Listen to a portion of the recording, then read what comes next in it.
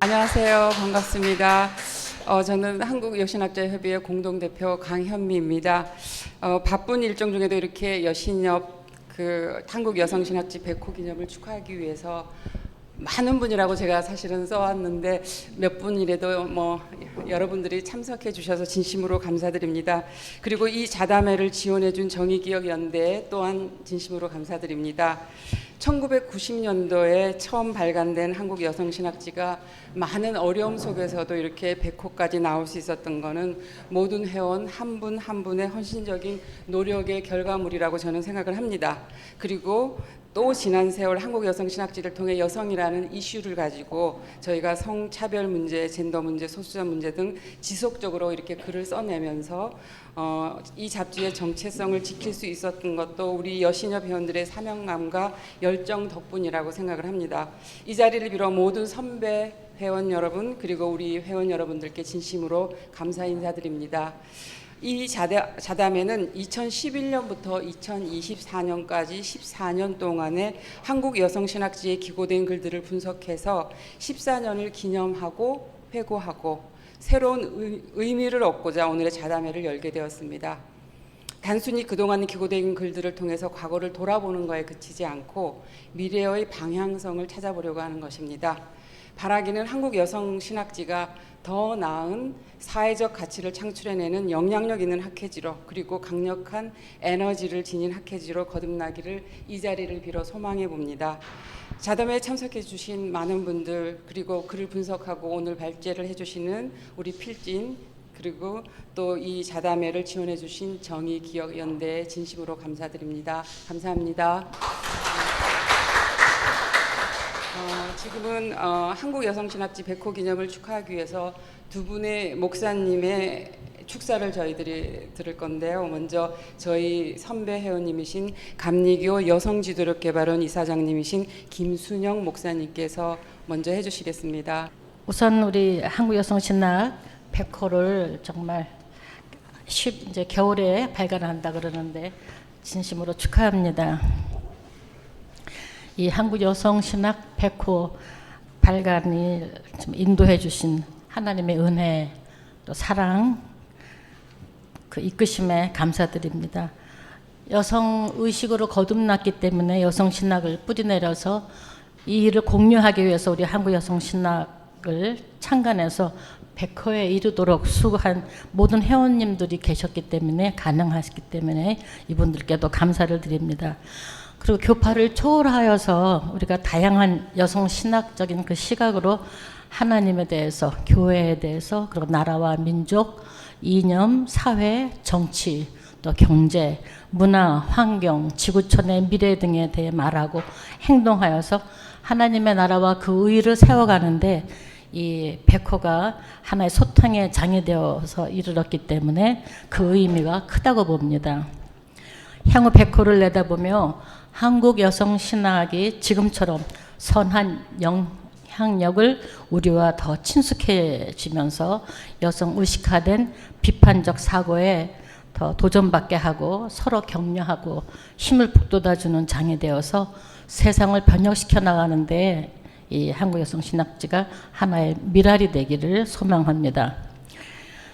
우리가 교파를 초월하여서 각 신학대학을 졸업한 여신학사 모임에 참석했던 일이 어제 같아요. 제가 아마 그때 감신을 졸업하고 결혼해서 아이 둘 낳고 전도사 생활을 하고 있을 때 한 6, 7년 지나고 갔었으니까 얼마나 오랜 세월이 됐겠습니까? 지금 44년 창립이 되었다 그러니까 참 세월이 빠르게 지나는구나 이렇게 생각이 됩니다.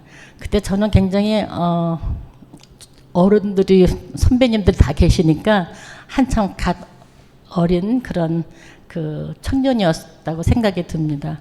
그래서 어른들이 어떻게 하시나 구경하는 듯이 바라봤던 생각이 납니다. 신학대학 졸업한 후에 제가 전도사로 일을 하면서 장춘식 목사 결혼을 했습니다. 그리고 교회를 개척해서 제가 담임자로 일을 하였지만 그때 감리교 교리와 장정의 기혼자인 여성인 경우는 진급 그러니까 진급을 해야 되는데 진급 과정에 담임이 될 수 없다고 하는 항목을 넣었어요. 그래서 제가 진급은 연회에서 하는 건데 연회 파송은 받지 못하고 지방에서만 담임 전도사로 그렇게 파송받아서 목회에 임했습니다. 그 후에 우리 감리교 여성들과 함께 감리교 성차별법과 싸워서 교리와 장정을 개정하고 그러고 나서 이제 감신 졸업한 지 거의 21년, 제 동창들은 벌써 감리사들도 하고 또 감독 후보로 나온 사람들도 저 남쪽에서는 있었고, 근데 저는 그때 이제 그 목사 안수 과정을 밟게 됐습니다. 저를 시험 감독하러 온 사람인데 후배들이 들어와서 그 감독하는 것을 보게 되면서 아무튼 그래서 21년이나 지나서 제가 목사 안수를 받았습니다. 법 개정을 위해서 상당히 많은 감독님들도 만나고 교리 장정 개정위원들도 만났습니다. 공청회도 참석했었고. 근데 한결같이 하는 말이 있어요. 제가 남편이 감리교 목사고 정혜원 목사고 또 제가 전도사고 그러니까 목회자 사모만으로도 충분히 행복한 거 아니냐. 근데 뭘 그렇게 목사가 되려고 그러느냐.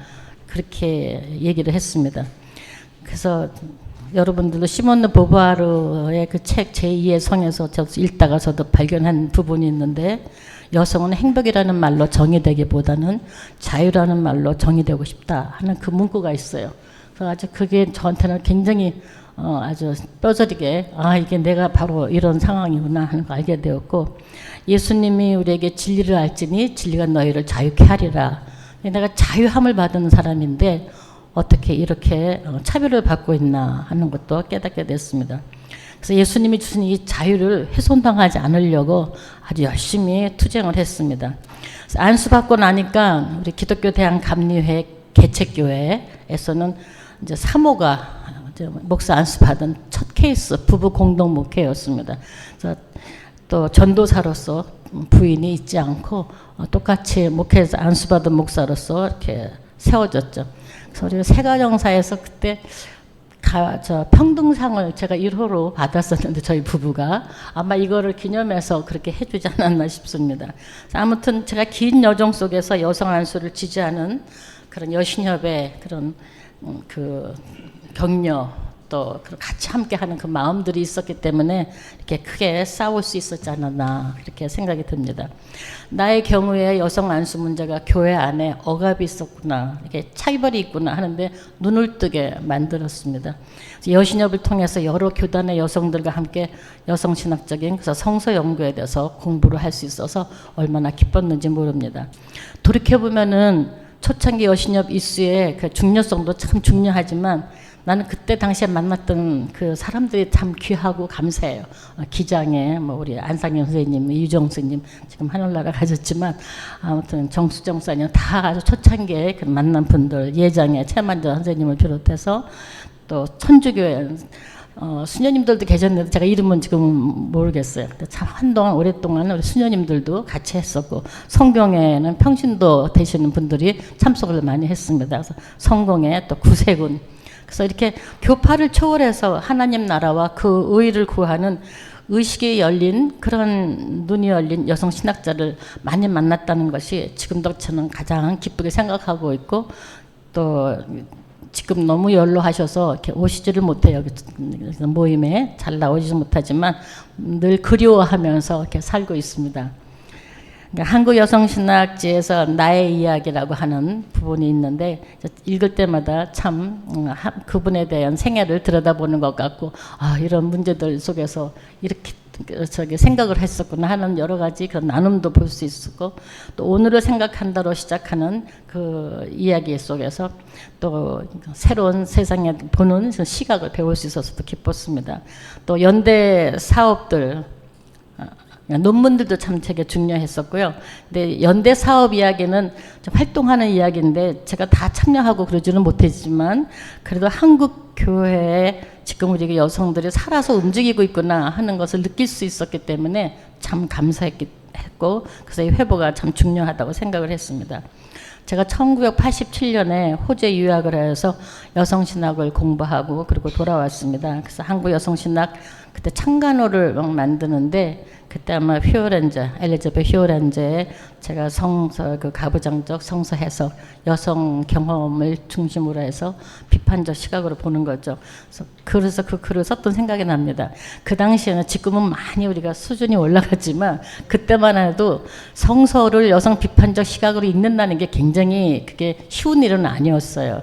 성서가 하나님의 성경 무엇을 감화 감동 뭐 이런 시각으로 있다가 성서의 가부장성이 너무나 강한 것을 보고 거기에 대한 도전을 하는 거기 때문에 얼마나 어려운지 모릅니다.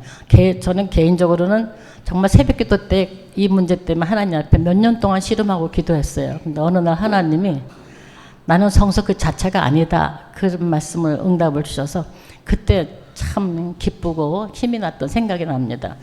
그렇고 이제 또 한국여성신학 이제 100호를 제가 이제 축하를 하는 이 시간인데 제가 100호에 대해서 구체적인 그런 언급을 하기보다는 여신협 초창기 이야기를 나누려고 합니다. 그러니까 여러분들 양해해 주시면 감사하겠습니다. 여신협 초창기의 분위기가 바로 회보를 만들게 된 동기가 되었고 회원들의 그 글이 그 상황을 말해주는 것이기 때문에 그 당시에 그 이슈가 문제제기가 바로 우리가 회보 100호를 축하해야만 하는 그런 내용들이기 때문에 그렇습니다.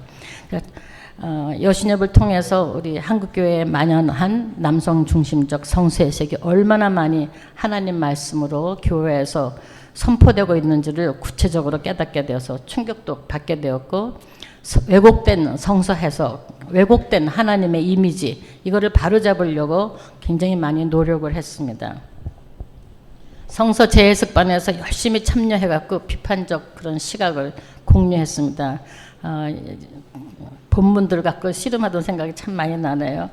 그리고 해가 질고 저녁 때가 넘어도 배고픈지도 모르고 재밌었어요. 그래서 그 속담에 얼마나 많은 여성 차별과 억압들이 있는지도 알게 되었고요. 뿐만 아니라 아시아와 서구 여성들 안에서도 수없이 많다는 것을 발견하여 되었고 한국 여성 신학지를 통해서 계속 소리낼 수 있었습니다. 그러니까 초창기의 그 일들은 의식화, 또 개혁, 도전, 정의, 평등, 침묵을 깨고 소리내기, 여성 안수 운동, 정신대 여성 문제를 사회에 이슈화하는 문제, 또 여성 신학적 성서 해석 책을 출版하는 것, 여성 가족법 법률사무소와 함께 호주 폐지 운동 참여하는 거, 이태영 박사님하고 같이 하고요. 25세 여성 조기 정년제를 폐지시켜야 된다고 하는 그런 운동도 했고, 각 신학대학의 여성신학 과목을 신설해야 된다는 걸 촉구하기도 했고, 민주화 운동, 또 통일과 신년, 남북 여성대회, 그리고 현장을 답사하는 것. 그래서 그 당시에 저 국내에는 물론이지만 그 당시 우리 일본 내 한인 원포 피해자들을 찾아가기도 하고요. 또 전쟁 반대, 군사기지 이전을 위한 오키나와 평화 그 걷기 운동에도 제가 참석했었습니다. 또 필리핀과 저만 아니라 우리 몇 사람들 같이 갔죠. 필리핀과 또 태국 여성들이 성착취 상황이 얼마나 심각한지도 가서 왜 그렇게 됐는지 원인 분석도 하고, 또 한국 또 지금도 진행되고 있는 제1 여성신학 포럼도 이렇게 참여하고요. 또 여신협을 통해서 많이 한 것이 교여성연합회하고 연대하는 거, NCCK 여성위원회도 있고, 그래서 교회 여성들과의 연대, 그뿐 아니라 의식 있는 여성, 한국 여성 단체들과의 연대, 여연이 있고 여협이 있는데 여연 활동하시는 분들을 그때 많이 만났죠. 여성들의 정치 참여, 그러니까 참 재밌는데요. 그 당시에는 이유정 선생님이 나중에 국회의원 되셨지만 여성 정치 참여가 참 없었던 것 같아요. 그래서 그 여성들을 뽑아가지고 단에 올라가서 발표하는 거, 그런 것까지 훈련을 같이 했었습니다. 또 여성 잡지 그 인가스 이미지 여러분 아시나 모르겠어요. 그래서 이선혜 목사님 그 책 읽고 나누기도 하고, 분단 상황에서의 그 통일 문제 공부하고, 노동 현장에서 여성 인권 문제를 공부하기도 했습니다. 네, 그래서 이런 일들을 얘기를 했고요. 그다음에 시간이 내가 많이 쓴 것 같아요. 우선 그냥 마지막으로 바라는 거는 우리 한반도가 지금 굉장히 위기가 있고 편치가 않으니까 우리 한국 여성 신학 그 시각에서 한반도의 그 긴장과 대립을 벗어나서 함께 살아가는 그런 것을 좀 모색해내는 것이 있으면 좋겠다 하는 그런 생각을 하고요. 이제 끝으로 우리 희망의 이런 한국 여성 신학지가 되기 위해서 저는 부제목으로 그 보물을 꺼낸다 그렇게 얘기를 했는데요. 이제 백호를 기점으로 해서 앞으로 쓴 것도 그렇고 앞으로 쓸 부분도 많은 보물들을 캐내어내는 그러한 우리 한국 여성 신학 백호가 되기를 축하하면서 마치겠습니다. 감사합니다. 이번에는 축사를 이화여자대학교 대학교의 담임 목사님이시고요. 이화여자대학교 기독교학과 교수님이신 장윤재 교수님께서 축하해 주시기 위해서 축사를 해주시겠습니다. 서서 말씀드리겠습니다. 먼저 초대해 주신 강영미 장혜진 두 대표님 또 여신업에 진심으로 감사드립니다.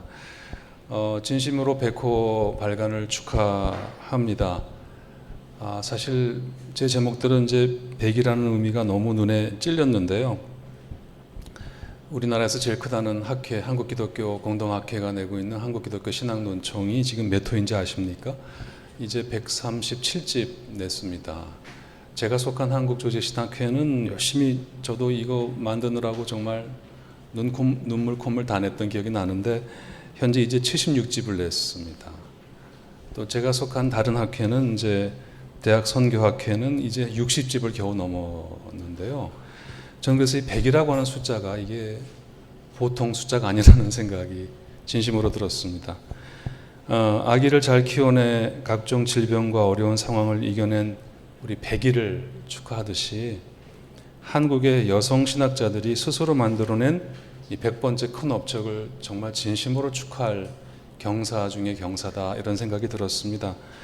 34년 전에 창간돼서 오늘에 이르기까지 얼마나 많은 분들이 얼마나 많은 기도와 정성과 노력과 토의와 눈물로 백호를 읽었을까 하는 생각이 들으니까 절로 숙연해졌습니다.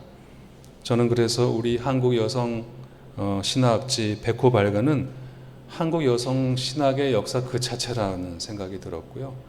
아직도 이 지긋지긋한 가부장제 신학에서 벗어나지 못하는 한국 교회에 정말 불어주시는 성령의 청량한 생명의 바람과 같은 역사다, 그런 시원한 느낌이 들었습니다. 숫자 100이라는 게 뭘 뜻할까 찾아봤더니 좋은 의미가 있더라고요. 하나는 완전성이라는 게 있고요. 독립, 자급, 자족 이런 것이 있고요. 또 이게 재밌었는데 무한한 잠재력을 뜻한다고 합니다. 100은 우리가 무엇인가 우리 힘으로 이뤘다는 성취뿐만 아니라 앞으로 무엇이든지 또 이룰 수 있다라고 하는 것이 함축된 숫자라고 합니다. 사실 뭐 인생을 100을 산다고 하지만 실제 인생에서 100이라는 숫자를 만나기 쉽지 않잖아요. 어떤 일을 결심해도 지독하게 결심해도 100이라는 숫자 쉽지 않거든요. 한번 팔굽혀펴기 해보세요. 100 정말 어렵습니다.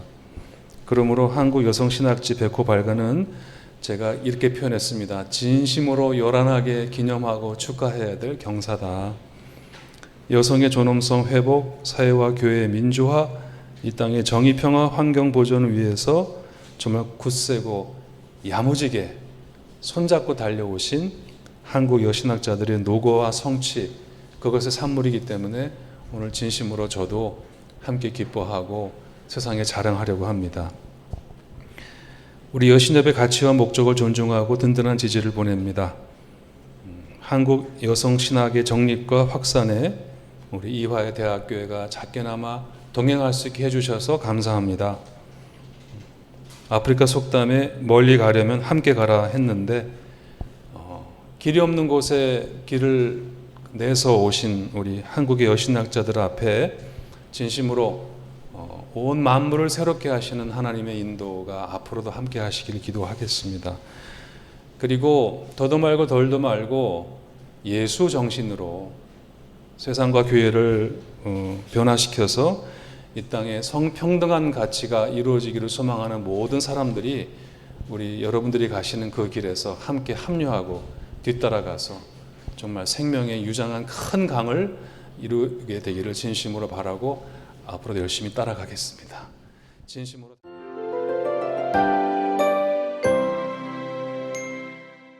오늘 너무 많은 분들이 오면 어떡하지 하면서 걱정했는데 적당하게 와주셔서 감사합니다.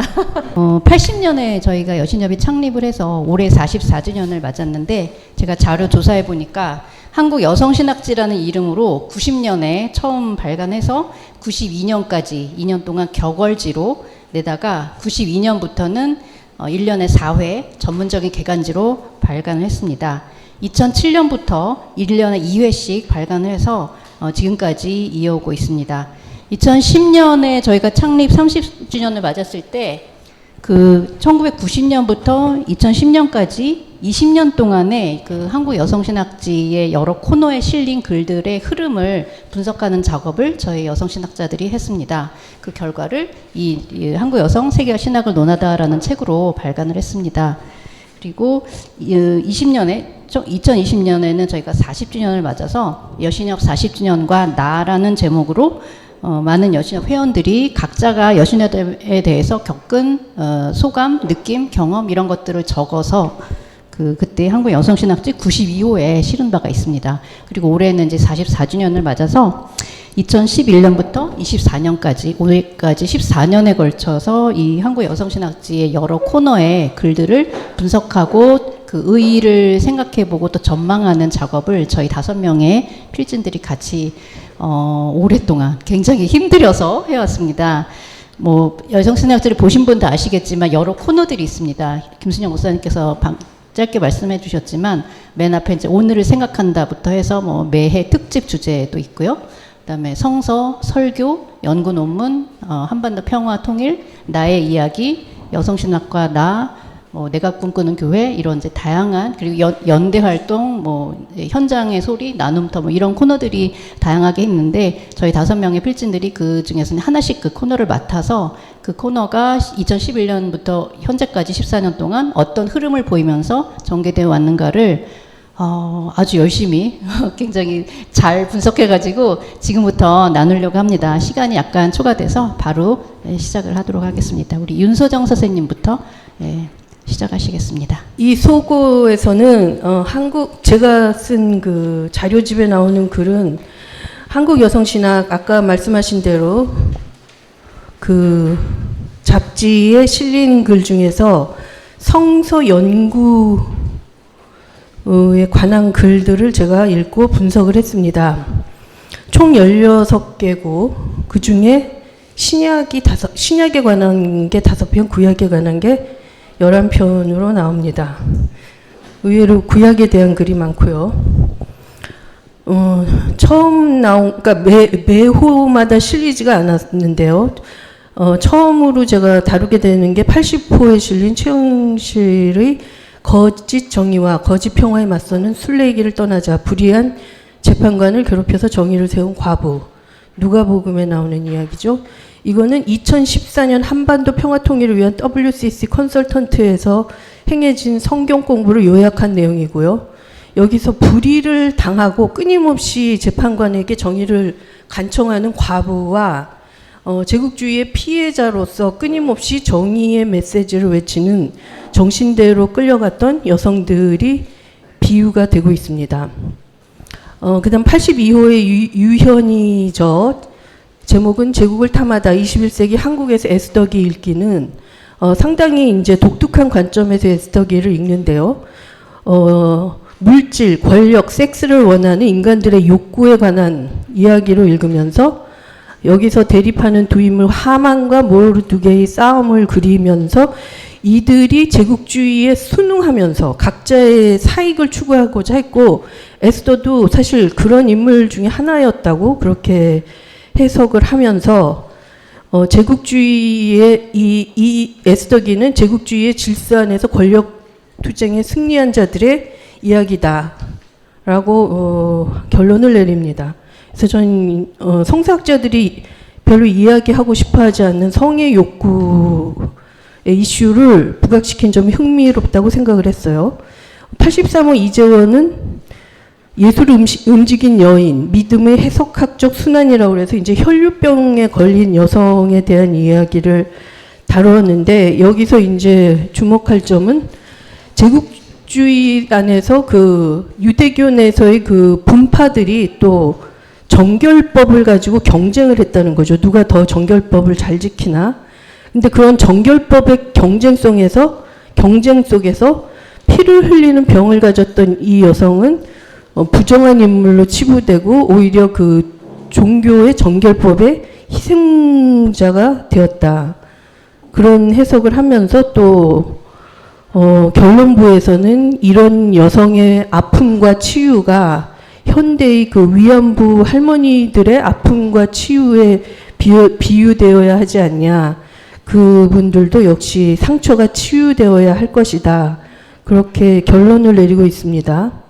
84호의 박지은이 여성의 타자화와 여성 혐오, 이부와 잠언의 여성들을 중심으로라는 글은 창세기와 잠언에서 투사되는 가부장적인 사회에서의 남성 중심적 관점으로 보는 여자의 모습과 그리고 특이하게 현대 여성 혐오를 관련을 시켜서 논의를 합니다. 그러니까 여성 혐오의 뿌리를 찾는 그런 작업을 하신 거죠. 그다음 85호에서는 박미현이 죽음을 넘어 생명의 길을 선택한 오키나와 여성들의 삶의 이야기라는 제목으로 오키나와의 그 비참한 근대사 2차 대전 말기에 일어났던 일들을 거론을 하면서 그때 이제 오키나와 여성들이 학도군으로서 또 학도 단위군으로서 또 일반 아내, 어머니로서 어떻게 고통을 당했나를 서술하고 그런 여성들, 그 오키나와 여성들의 고통은 바로 레위인의 아내, 구약에 나오는 그 강간당하고 이제 시체가 토막토막 잘리는 그 레위인의 아내 이야기와 그리고 자기의 죽은 아기를 두고 재판을 하는 그런 솔로몬의 재판 이야기에 비유를 합니다.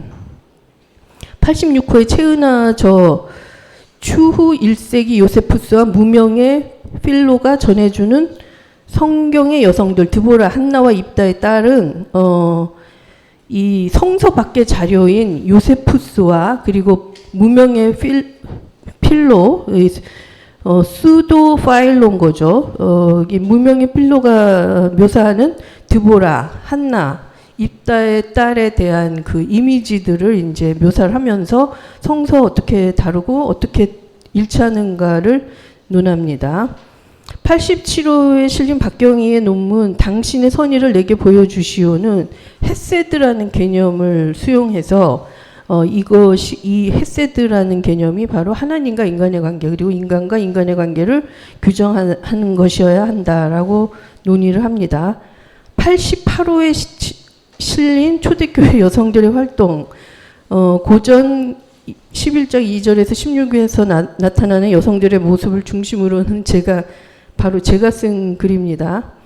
글을 읽으시면 제가 저자라는 말이랑 필자라는 말을 이렇게 쓰는데요. 저자는 이제 제가 다루는 논문을 쓴 분들을 제가 저자로 일컬었고 필자는 바로 제 자신을 이야기하는 겁니다. 그래서 제가 쓴 글의 내용은 이제 11장에 나오는 바울의 논쟁, 즉 여자의 머리쓰개 착용 권고에 대해서 논의를 하면서 이게 어쨌든 바울이 여성의 어떤 활동을 제약하려고 쓴 것 같이는 보이나 오히려 이런 여성의 위치를 제한하려는 글을 통해서 우리가 알 수 있는 게 여자가 초대교회에서 교회에서 공적으로 기도하고 설교하고 그런 활발하게 활동했던 모습을 보여주고 있다. 그런 오히려 또 긍정적인 증거들이 나타나고 있다고 그렇게 논했습니다. 89호에서는 이미경저 수로보니게 여인과 예수의 이야기에 나타난 이중적 담론 개되기 모성성 탐구라는 제목의 글은 예수가 이제 이방인을 개에 비유했죠. 그게 이제 유대인 중심주의의 편파성을 드러내는 발언인데 이에 대해서 수로보니게 여성은 예수의 차별적 언어에 저항하면서 그 현장에서 예수의 생각을 변화시키는 그런 놀라운 능력을 보여준다라고 이렇게 논했고요. 그 다음에 90호에서 정의성은 다말과 밧세바 다시 읽기, 성폭력 피해자의 생존과 재활을 위한 성서 읽기를 통해서 성폭력 피해자들이 성서 읽음으로써 치유를 받을 수 있는 방법을 이제 고찰합니다. 그러면서 성폭력 피해자들과 그 외의 여성들도 해방시켜 줄 수 있는 그런 성서 읽기 방법론, 자신의 상상력을 이용해서 성서의 이야기들을 사실 엉뚱할 수도 있지만 굉장히 창조적인 방식으로 바꾸어 나가는 그런 방법론을 거론하고 있습니다. 그다음 91호에 게재된 박혜경의 논문은 다문화 간 대화를 위한 여성신학적 제안, 하갈의 부엘라 헤로의 영성이라는 제목으로 여기서 하갈은 이집트인이면서 이스라엘인이죠. 그리고 사실은 진정한 이집트인도 아니고 진정한 이스라엘인도 아닙니다. 종이면서 또 자기 주인의 부인이지만 또 뒤집어 보면 100% 종이라고 할 수도 없고 그렇다고 해서 아브라함의 부인이라고 할 수도 없는 그런 어떤 경계선에 서 있는 인물로서 이런 위상을 이제 주변 주체자라고 명칭을 하면서 보더라인에 서 있는 인물인 하갈의 영성을 논합니다. 93호에 게재된 임효명의 리스바 다윗의 이야기를 전복시키다는 이제 사무엘 하 21장 1절에서 14절에 나오는 이야기죠. 이거는 그 다윗이 즉위한 지 얼마 안 돼서 이스라엘에 기근이 닥치는데 이것을 해결하려고 다윗이 신탁을 청하니까 신탁이 어떻게 나오냐면 사울이 죽인 기브온 사람들 때문에 기근이 왔다. 그러므로 기브온 사람들이 사울의 그렇게 신탁을 내기 옵니다. 그러니까 다윗이 그 신탁을 받은 다음에 그렇다면 해결 방법은 기브온 사람들이 사울의 자손들을 죽이게 하는 거다. 그래서 사울 가문에 7명의 사람을 골라가지고 기브온 사람들이 처형을 하게 하고 그 처형된 시체를 매장을 하지 않고 들짐승의 먹이가 되도록 광야에 버려둡니다. 근데 이때 리스바가 나타납니다. 리스바는 사울의 처로서 아들 둘이 알모니와 무비보셋이라는 아들 둘을 낳은 사람인데 그 자기 아들들도 처형이 됐어요. 그 시체들 옆에서 밤이고 낮이고 떠나지 않고 지키면서 들짐승들이 접근하지 못하도록 막습니다. 그래서 비가 올 때까지 시체를 지켰다고 합니다. 그래서 그러면서 비가 온 거죠. 그러니까 다윗이 그 진행 경위에 대해서 감복을 해가지고 길르앗 야베스에 있는 사울의 뼈와 요나단의 뼈를 가져와서 사울의 아버지 기스의 묘에 합당한 예를 갖추어서 제사를 지내줍니다. 여기서 리스바의 행위는 굉장히 간단하고 이게 뭐 여성주의적 의미가 있나 뭐 그런 생각을 할 수도 있는데 다윗과 기브온 사람들은 자신들의 탐욕과 욕심과 증오와 권력욕을 목적으로 사람을 죽이고 그 사람에 대해서 최소한의 예의도 갖추지 않고 시체를 유기합니다. 그런 반면에 리스바에게 있어서는 자신의 안위나 권력이나 어떤 재산은 중요하지가 않은 거예요. 그 죽은 사람들이 적어도 이렇게 가장 비참한 형태로 들짐승의 먹이가 되지 않도록 옆에서 어쩌면 다윗이 뭐 사람을 보내서 암살을 시킬 수도 있는 상황이었을 텐데 목숨을 걸고 시체를 지켜가지고서는 결국은 다윗을 변화시키고 그래서 이제 타이틀이 다윗의 이야기를 전복시키다죠. 다윗을 변화시키고 다윗이 그 사울과 요나단에게 적절한 예를 갖추게 하는 그런 것으로서 제가 볼 때 그 현대 여성 신학이 나아가야 할 길을 그러니까 보여주고 있다고 생각을 합니다. 그러니까 여성 신학을 하기 때문에 옳다가 아니라 옳은 일을 하는 여성 신학이 되어야 한다는 거죠. 리스바가 했기 때문에 옳은 게 아니라 리스바는 인간을 소중히 여기고 인권을 보장받고자 하는 그런 마음을 가진 사람들이었고 다윗의 그 일당은 인간의 존귀함에 대해서는 관심이 없고 어떤 일을 하는 데 있어서 자기네들이 얻을 이익, 정치적 이익, 재정적 이익 그런 것만 생각하고 있는 모습을 보여줍니다. 대립된 구도에서 여성 신학이 나아가야 될 길은 어느 것이냐 그것을 보여준다는 면에서 상당히 의미 있는 글이라고 생각을 하고 현대 여성 신학 역시 존중받아야 할 이유는 여성 신학이 인간을 소중히 여기기 때문이고 여성 신학이나 여성주의 운동을 하는 사람들이 권력과 돈 때문에 불의와 타협하고 사익을 취한다면 그 또한 비판의 대상이 되어야 한다고 봅니다.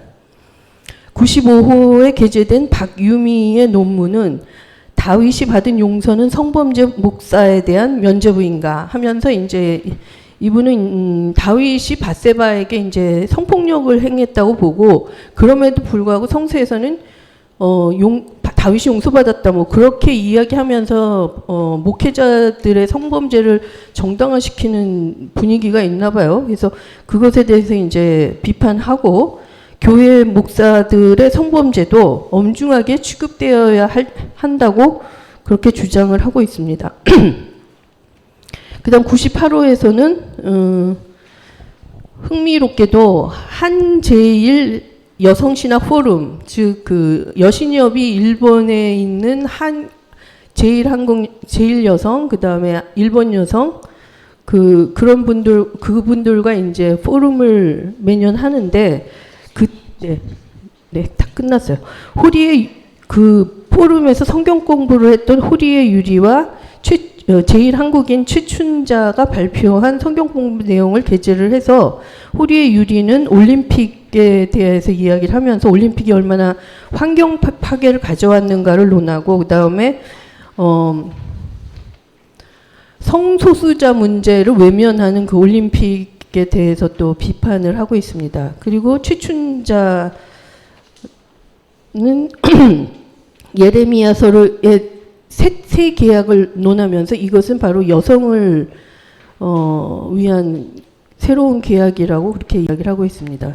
그래서 마지막으로 이 글들을 읽으면서 받은 인상은 여성주의적 성서 연구가 다양해지고 한국 토양에 맞게 토착화되는 흐름을 보여주고 있다고 느꼈고 그런 반면에 좀 더 열심히 성경 공부를 해야 된다는 필요성도 느꼈습니다. 왜냐하면 한국 사회에서 성평등 운동이 과거와는 비교할 수도 없을 정도로 발전하고 있고 더 진전되어 나갈 것이므로 성서에 근거한 이론적인 지원은 더욱더 필요해질 것입니다.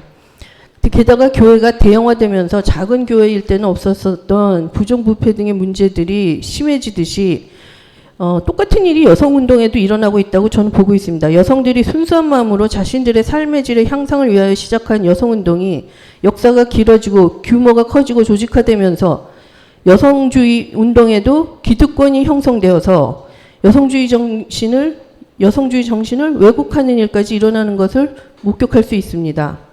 그래서 앞으로 전반적인 성평등과 교회 내에서의 여성의 지위 향상을 위한 운동의 발전을 위해서는 성서신학적 이론의 탄탄한 토대가 바로 서야 여성운동이 왜곡되지 않고 올바른 방향으로 더욱더 성장해 나갈 것이라고 봅니다. 감사합니다.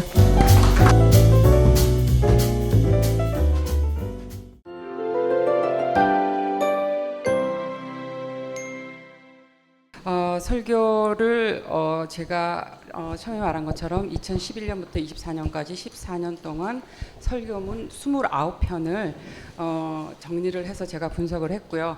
그리고 그 분석 결과 그리고 전망까지 제가 한번 해봤습니다. 먼저 이 설교를 어떻게 나눴냐면 그 시기별로 나눠봤어요. 설교가 2011년부터 14년까지로 1기로 하고 2기를 14년에서 19년까지로 하고 그리고 3기를 19년부터 24년으로 했습니다. 제가 이거를 뭐를 기준으로 했냐면 2기에 보면 그 세월호 사건이 2014년에 있었는데 그 세월호 사건을 기반으로 해가지고 설교가 굉장히 그 이데올로기적인 그리고 사회 정의 뭐 이런 쪽으로 설교가 많이 이렇게 집중이 됩니다. 그래서 그 2기를 14년부터 18년까지로 저희들이 이렇게 묶어서 했습니다. 그러면 그거를 잠깐 간단하게 설명을 하면 일기는 어떤 내용을 주로 일기에 많이 다뤘냐면 정의 문제, 여성 성숙과 영적 발전, 그리고 사회적 통합에 관한 얘기가 일기에는 많이 있었고요. 2기에는 세월호와 관련된 그런 이데올로기적인 문제, 사회적인 이슈에 반응하는 신학의 사회적인 책임을 강조하는 설교들이 많이 있었습니다. 그리고 3기에는 주로 성폭력, 성차별, 젠더 이슈 이런 영적 여성들의 영적 성숙 해방 문제 이런 것들을 많이 다뤘던 것을 볼 수 있습니다. 큰 그림으로 볼 때 이렇게 나눌 수 있고요. 그러면 주제에 따른 내용을 한번 분석을 해봤습니다. 어떤 내용을 많이 다뤘는가? 가장 주제에 많이 다뤘던 내용은 여성의 영적 성숙과 여성 해방에 관한 글이 9편이 있었고요. 그리고 똑같이 많이 다뤘던 게 정의의 문제였습니다. 이민자 문제, 생태계 문제 등 이 정의의 문제가 또 9편으로 많이 다뤄졌고요. 그리고 그 다음으로 많이 다뤄진 게 국가폭력 고발하는 이데올로기적인 문제 7편이 그 문제로 다루어지고 있습니다. 그리고 성차별, 성폭력, 여성 혐오에 관한 문제가 2편이 다뤄지고 있고요. 그리고 통합에 관한 문제가 2편 다뤄지고 있습니다. 그거에 대한 그 내용을 제가 여기다가 일일이 다 분석을 했습니다. 예를 들어서 영적 성숙에 관한 그런 그 설교를 하셨던 분들의 얘기들을 쭉쭉 썼는데 이거는 제가 이 시간에 설명할 필요는 없고 집에서 한번 읽어보시면 좋을 것 같고요. 요약이 아니라 분석을 제가 해봤습니다. 그쪽은 쭉 분석을 하고요. 제가 지금 이 시간에 조금 초점을 맞춰서 얘기하고 싶은 거는 분석 결과입니다. 그리고 전망이에요. 이 분석 결과를 이렇게 볼 때 저는 이 설교문에서 인용한 내용이 신약은 23편, 구약은 15편, 신구약 모두 사용한 설교가 2편이 있었는데요. 제가 여기에 초점을 맞춘 거는 이 설교들이 주제 설교를 주로 했는데 여성의 가치와 관련된 이슈가 설교를 통해서 해석되는 과정을 좀 살펴봤습니다. 성서를 통해서 볼 때 성서는 여성을 굉장히 성적 대상으로 보고 연약한 성으로 보고 있어요. 역사적으로나 문화적으로나 성서 안에서 여성의 가치는 굉장히 저평가되고 있습니다.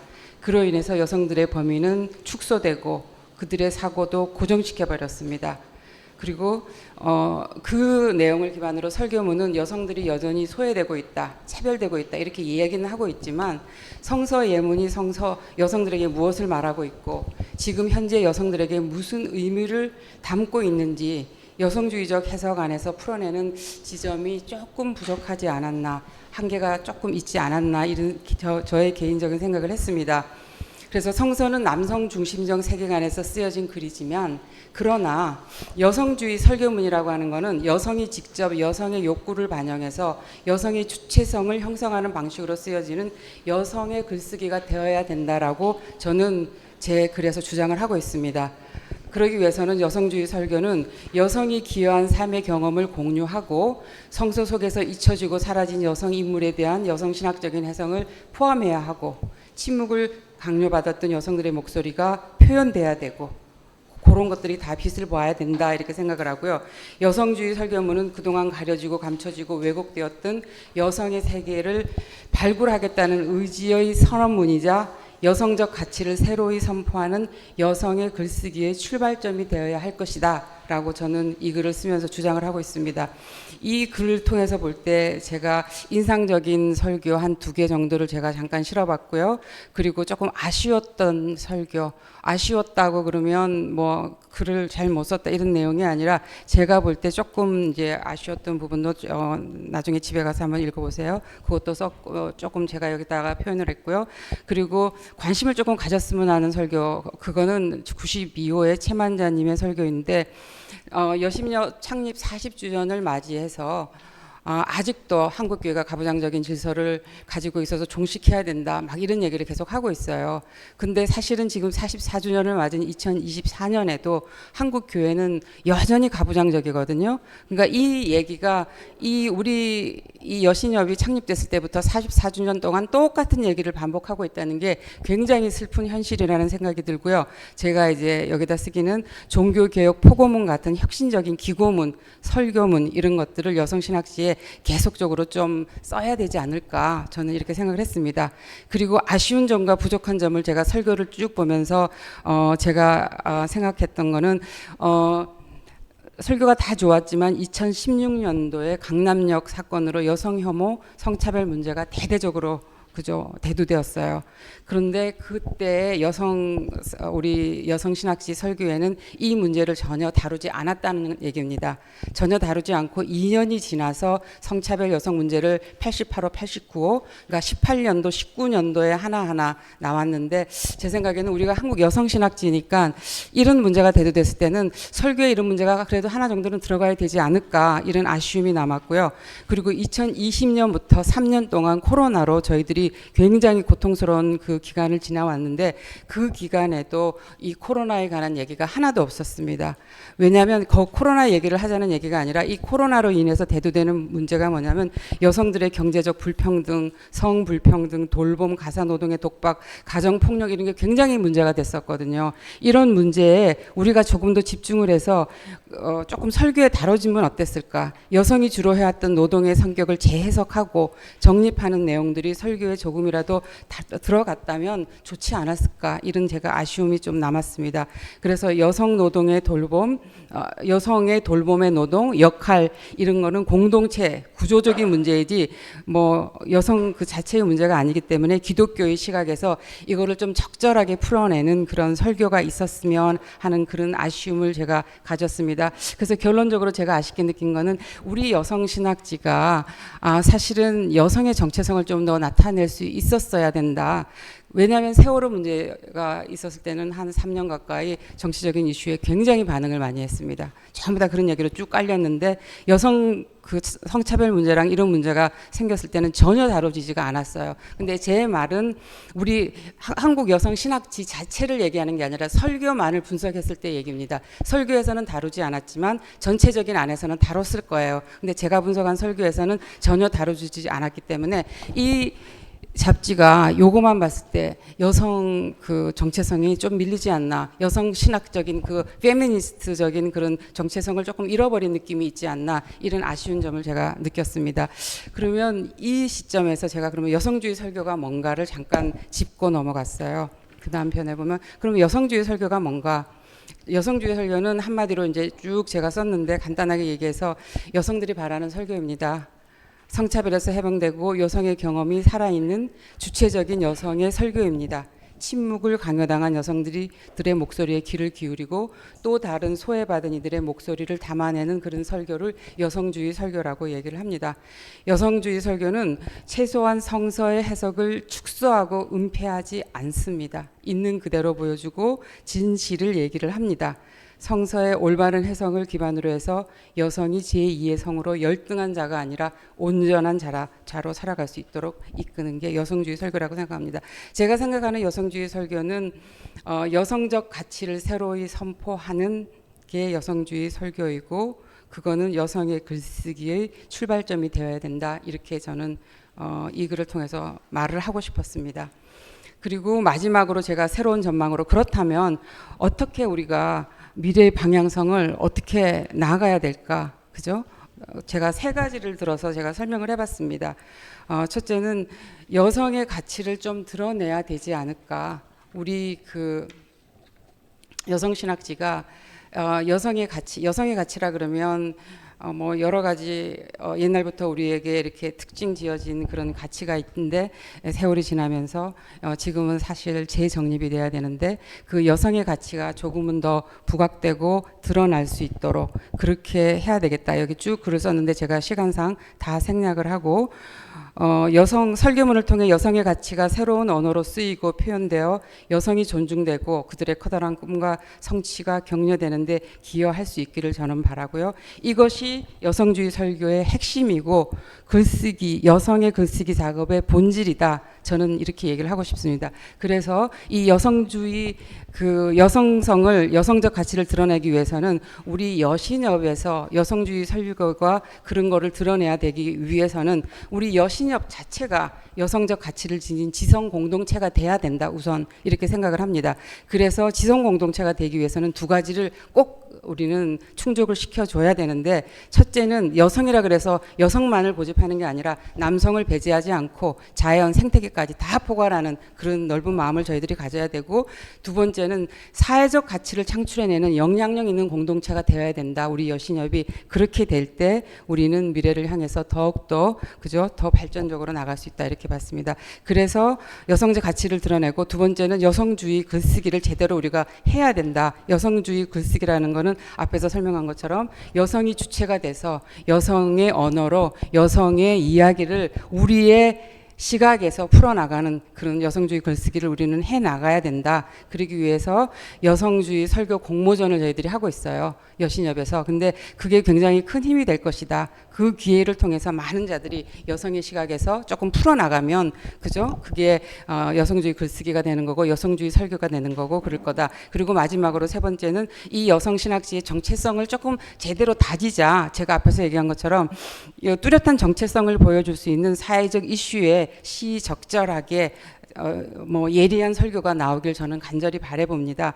쭉 내용이 있는데, 지금 여기가 우리 정신대 그 정의기억연대하고 우리가 연대를 했기 때문에 거길 잠깐 언급을 하면, 93년도에 여성인권이라는 용어가 처음으로 쓰이기 시작을 했고, 정신대 문제가 국제 인권 운동의 주요 사안으로 대두됐습니다. 그리고 나서 우리가 이제 정의기억연대하고 연대를 하고 교감을 쭉 해오고 있습니다. 그래서 우리는 여성인권 그 보장을 위해서 지속적으로 노력을 하고 있습니다. 그리고 2016년도 강남역 사건, 그리고 2018년도에 미투 운동, 이런 페미니즘적인 이런 담론을 우리는 확장시켜 나가야 할 것입니다. 확장시켜 나가고, 이런 아픈 기억을 잊지 말고 우리가 꼭 이런 페미니스트적인 정체성을 확고하게 가지면서 이거를 기반으로 한 기념비적인 그런 설교 포고문들이 많이 나오길 기대해 봅니다. 여기까지입니다.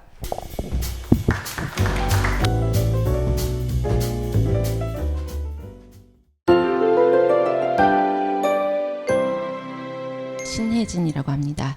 저는 우리 한국 여성신학 이 책에서 연구 논문이라는 파트와 또 한반도 평화 통일과 여성신학이라고 하는 또 한 파트, 그 두 파트를 정리하기로 되어 있었습니다. 사실 처음에는 하고자 하는 의욕이 커서 제가 두 파트를 다 맡겠습니다 했는데, 사실 논문을 읽을 때는 어마어마한 논문의 양이어서 방학 때 정리할 때는 참 힘들었던 기억이 있습니다. 그러나 그 논문 한 편 한 편을 보면서 어떨 때는 감동이 있었고, 어떨 때는 눈물이 났고, 어떨 때는 정말 기도하고 싶었고, 어떨 때는 정말 화가 나서 바깥으로 나가고 싶은 여러 가지 생각이 들었던 시간들이었습니다. 제가 소감을 먼저 말씀드리는 것은 이 소감을 통해서 여러분과 함께 이 딱딱하지만 중요했던 그런 논제들, 이것들을 같이 나누기 위해서입니다. 이 곳에서는 이 파트 두 파트에서는 우리 선배님들의, 또 지금 우리 같이 하는 여러 동료 선후배님들의 고민, 그리고 문제의식, 그리고 이것을 실천하고자 하는 그 해결 노력이 들어있다고 생각이 되어집니다. 그리고 지금 그것을 다루고 있는 저와 여러분은 그것이 과거의 일이 아니라 우리 지금의 시점에서, 현재 시점에서 그것을 어떻게 볼 것인가, 어떻게 해석하고 어떻게 또 새로운 문제로 우리가 담론할 것인가 하는 것에 초점이 있다고 생각합니다. 그래서 이제 제가 잠시 요약을 했던 부분들은 이제 여기 논문 여기 발제되어져 있는 이 회의록이 있으니까 여러분이 이 부분을 봐주시면 좋겠습니다. 그리고 저는 전체 이제 구분들을 어떻게 했는지 하는 것들을 조금 더 말씀드리겠습니다. 저는 이제 44편의 글들을 읽었고 그 부분들을 이제 요약하는 역할을 맡았었습니다. 연구 논문이라고 하는 그 코너라고 아까 말씀해 주셨는데 그 부분에서는 31편이 있었습니다. 그리고 한반도 평화와 통일 하는 부분은 13편이 있었습니다. 여기서는 모두 다른 것 같지만 사실은 겹쳐지는 부분도 있었고 또 연결되어지는 부분도 있었습니다. 저는 이제 처음에는 연구 논문 31편을 분석했고요. 그 다음 장에서는 한반도 평화 통일이라는 13편의 글들을 조금 더 중점적으로 분석을 했습니다. 먼저 연구 논문에 대해서 잠시 말씀을 드리면요. 시기별로 보면 시기별로 딱딱 나뉘어지는 것은 아닙니다만 우리가 시각으로 시각화하기 위해서 세 부분으로 보면 전반부에서부터 후반부로 갈 때 그 전반부는 이론이 강했다고 하면 점차 시간이 갈수록 경험적인 차원이 좀 더 많이 확대됐다라고 볼 수 있겠습니다. 그래서 점차 갈수록 시간이 더 갈수록 사회적 이슈나 교계 문제 또 국가적인 현안 그리고 그렇게 보면서 우리의 시각이 조금 더 넓어지고 있구나 하는 생각도 들었습니다. 그것을 이제 주제별로 나눠서 다시 봅니다. 주제별로 내용을 나누어 보면 이렇게 나누어 볼 수 있을 것 같습니다. 저는 그것을 세 범주로 나누어 보았는데요. 한 범주는 여성신학, 우리가 지금 이것을 하면서 우리의 정체성의 문제가 가장 중심에 있지 않나 하는 생각을 했고요. 또 그렇게 봤을 때 나와 하나님의 관계 그리고 여성으로서 하나님을 보는 그 하나님의 형상 문제 그리고 하나님을 표상화하는 그 문제가 굉장히 크다고 보았습니다. 사실상으로 여기에 그 31편 중에 10편이 거기에 해당되는 문제였습니다. 하나님의 표상 문제와 하나님의 정의로운 하나님의 문제, 하나님의 형상 문제, 이것이 10편에 가까웠죠.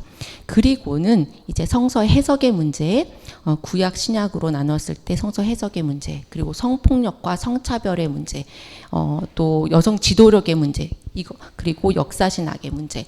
결국은 우리가 누구인가? 그 문제가 해결이 됐다면 이제 우리가 살 때 닥치는 문제들은 무엇인가 하는 문제인 거죠. 그래서 실천의 장에서부터 우리가 닥치는 문제들을 논문화 내지는 논제화한 글들을 볼 수 있었고요. 또 독특했던 것은 성서 해석이라고 우리가 얘기하지만 사실은 여성의 눈으로 읽고 여성의 현장에서 읽은 것이기 때문에 우리가 여성으로서 어떻게 다른 사람들과 함께 살 수 있는가, 어떻게 다른 사람들을 돌보면서 닥치는 그 문제를 해결할 수 있는가 하는다는 점, 거기에 중점이 두었다는 점, 그것들을 눈으로 볼 수 있었습니다. 그래서 더욱더 감동적이었고요. 그래서 두 번째는 이제 제가 범주화했을 때 첫 번째는 여성과 하나님의 표상 문제를 논문으로 묶었다면 두 번째는 목회 현장에서 닥치게 되는 여성의 문제들을 여성들은 어떻게 돌봄의 주체로서 어떻게 책임지고자 했는가, 어떤 노력을 하고 어떤 문제들을 같이 이야기하고자 했는가 하는 데에 중점을 두어서 묶었고요. 세 번째로는 한국 사회 역사에서의 여성 문제인데요. 이것은 비단 이전까지는 교회에서 닥치는 문제들 내지는 우리는 가정이나 돌봄에서 영역에서 우리가 보았다면 세 번째는 조금 더 우리와 직접적인 상관이 없을 것 같은데도 보다 시각을 넓혀서 확장시켜서 평화를 추구하는 그러한 여성들의 노력들 그 부분을 이제 세 번째 범주로 묶었습니다. 그래서 사회 전체 한국 사회 전체의 윤리 문제 그리고 한반도 문제 이런 문제들을 다루고 있는 논문들이 이제 4편 이렇게 해서 앞에 문제 하나님의 표상 문제가 10편 그리고 또 나머지 많은 다수 돌봄의 문제를 다루고 있는 것 한 그룹 그 다음에 이제 평화 내지는 평화를 추구하면서 한국 사회 역사에서 다루었던 논문들 이렇게 세 부분으로 나누어서 보았습니다.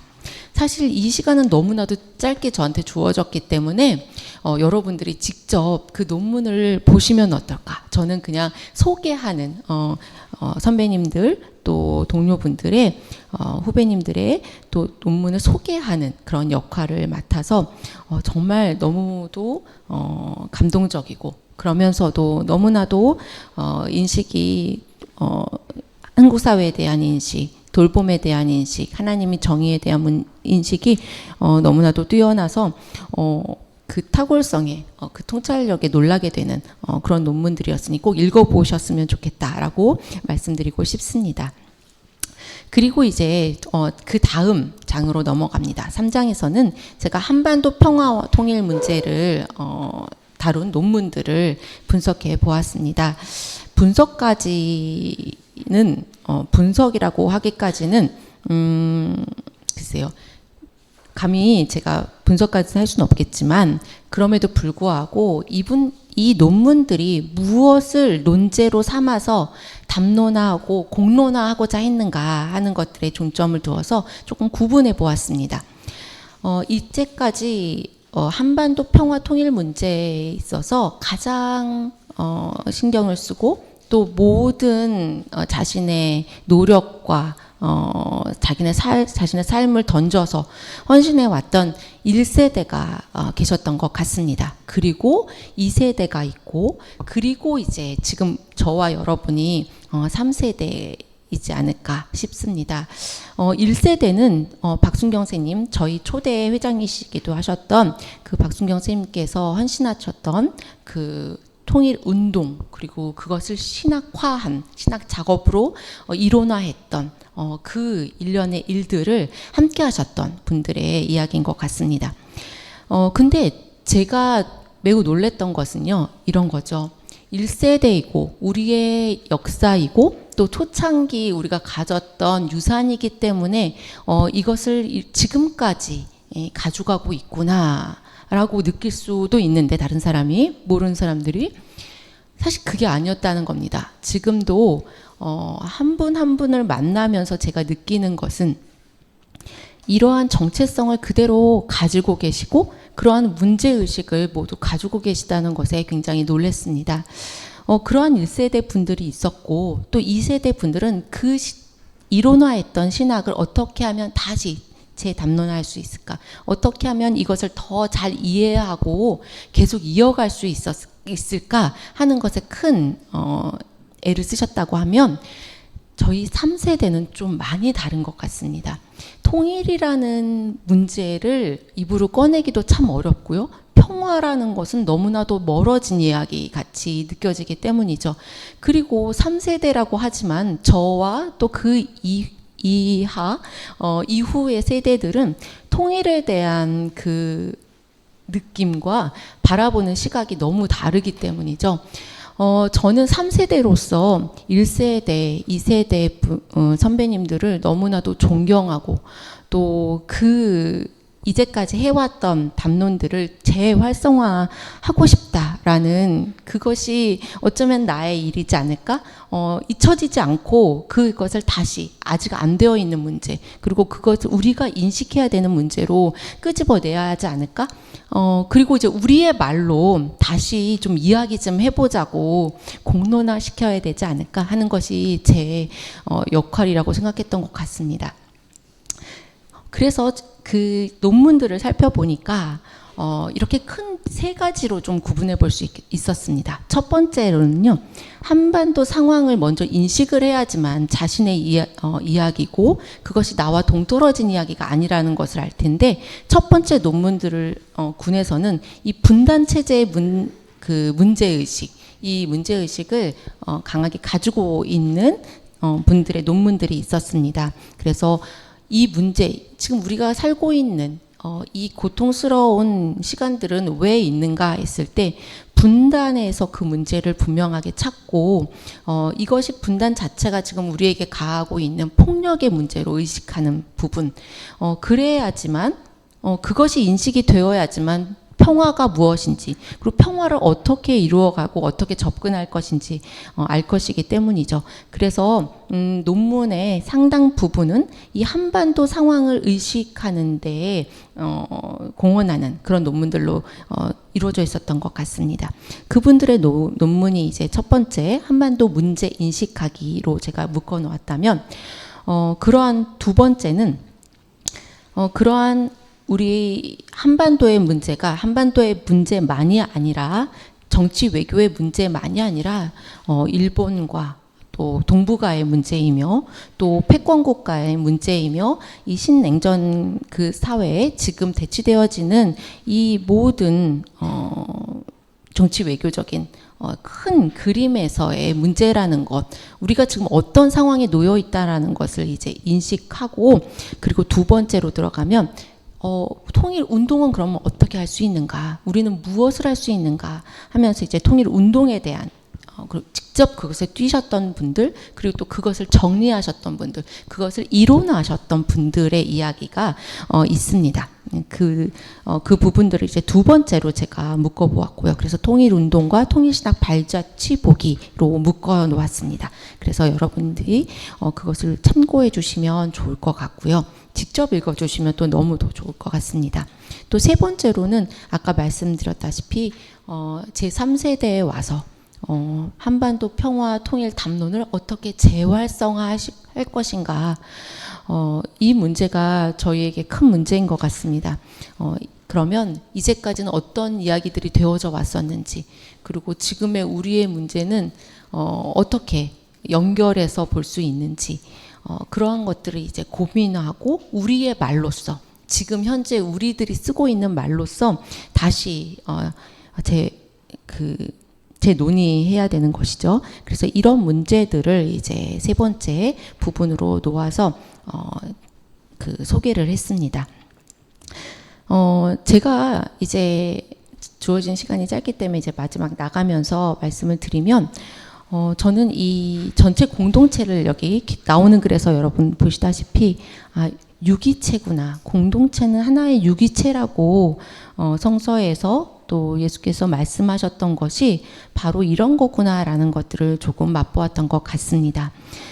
저도 지금 맛보고 있는 중이라 다 말씀드릴 수는 없지만, 우리가 가지고 있던 하나님의 형상이 정의로운 하나님이시고, 또 여성에게도 동일한 축복과 생명과 그 풍요로움을 주시는 분이시라고 하면, 그 하나님의 형상이 다시 회복되기 원하는 그 마음, 그리고 그것이 인식되지 않는 사람들과 함께, 여성으로서뿐만이 아니라 이 사회 속에서 아직도 장애인과 성소수자와 또 그 사회의 소수자로서 피해자로서 쓸 수밖에 없는 그들과 함께 해야 되는 문제들, 그런 문제들을 어떻게 돌봄으로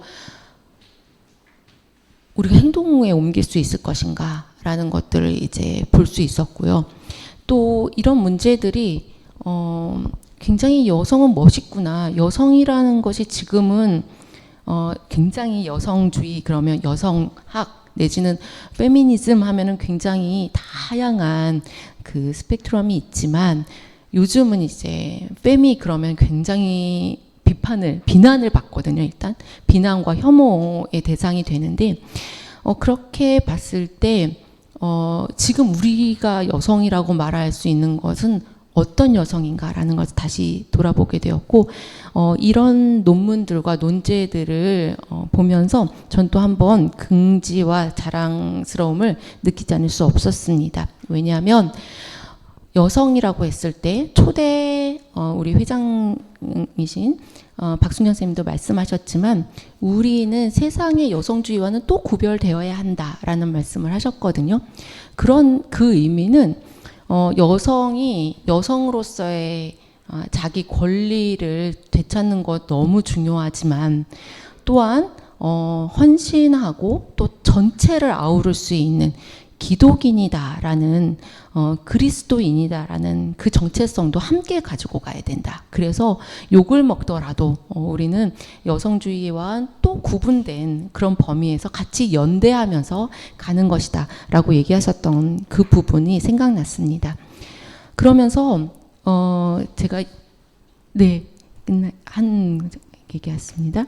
그래서 우리 부분이 신앙에서뿐만 아니라 또 교회라고 하는 종교 집단에서뿐만 아니라 그리고 그 의식이 사회 전체로 돌봄의 정치화를 말씀하셨듯이 점차 우리의 의식과 우리의 책임 그 범위가 이렇게 넓게 자리할 수 있구나. 그리고 우리 여성들은 적어도 여기 한국 기독교 여성들 그리고 우리 선배님들과 여기 계신 분들은 우리 동북아 우리의 역사 그리고 우리 전체 세계의 그 고난받고 있는 생태 문제까지 아우르고 자신의 책임성으로 받아들이셨던 그런 분이셨구나. 그게 바로 여성이구나 라는 것에 굉장히 기쁘고 감사했던 시간이었습니다. 그래서 여기까지 마치겠습니다. 감사합니다.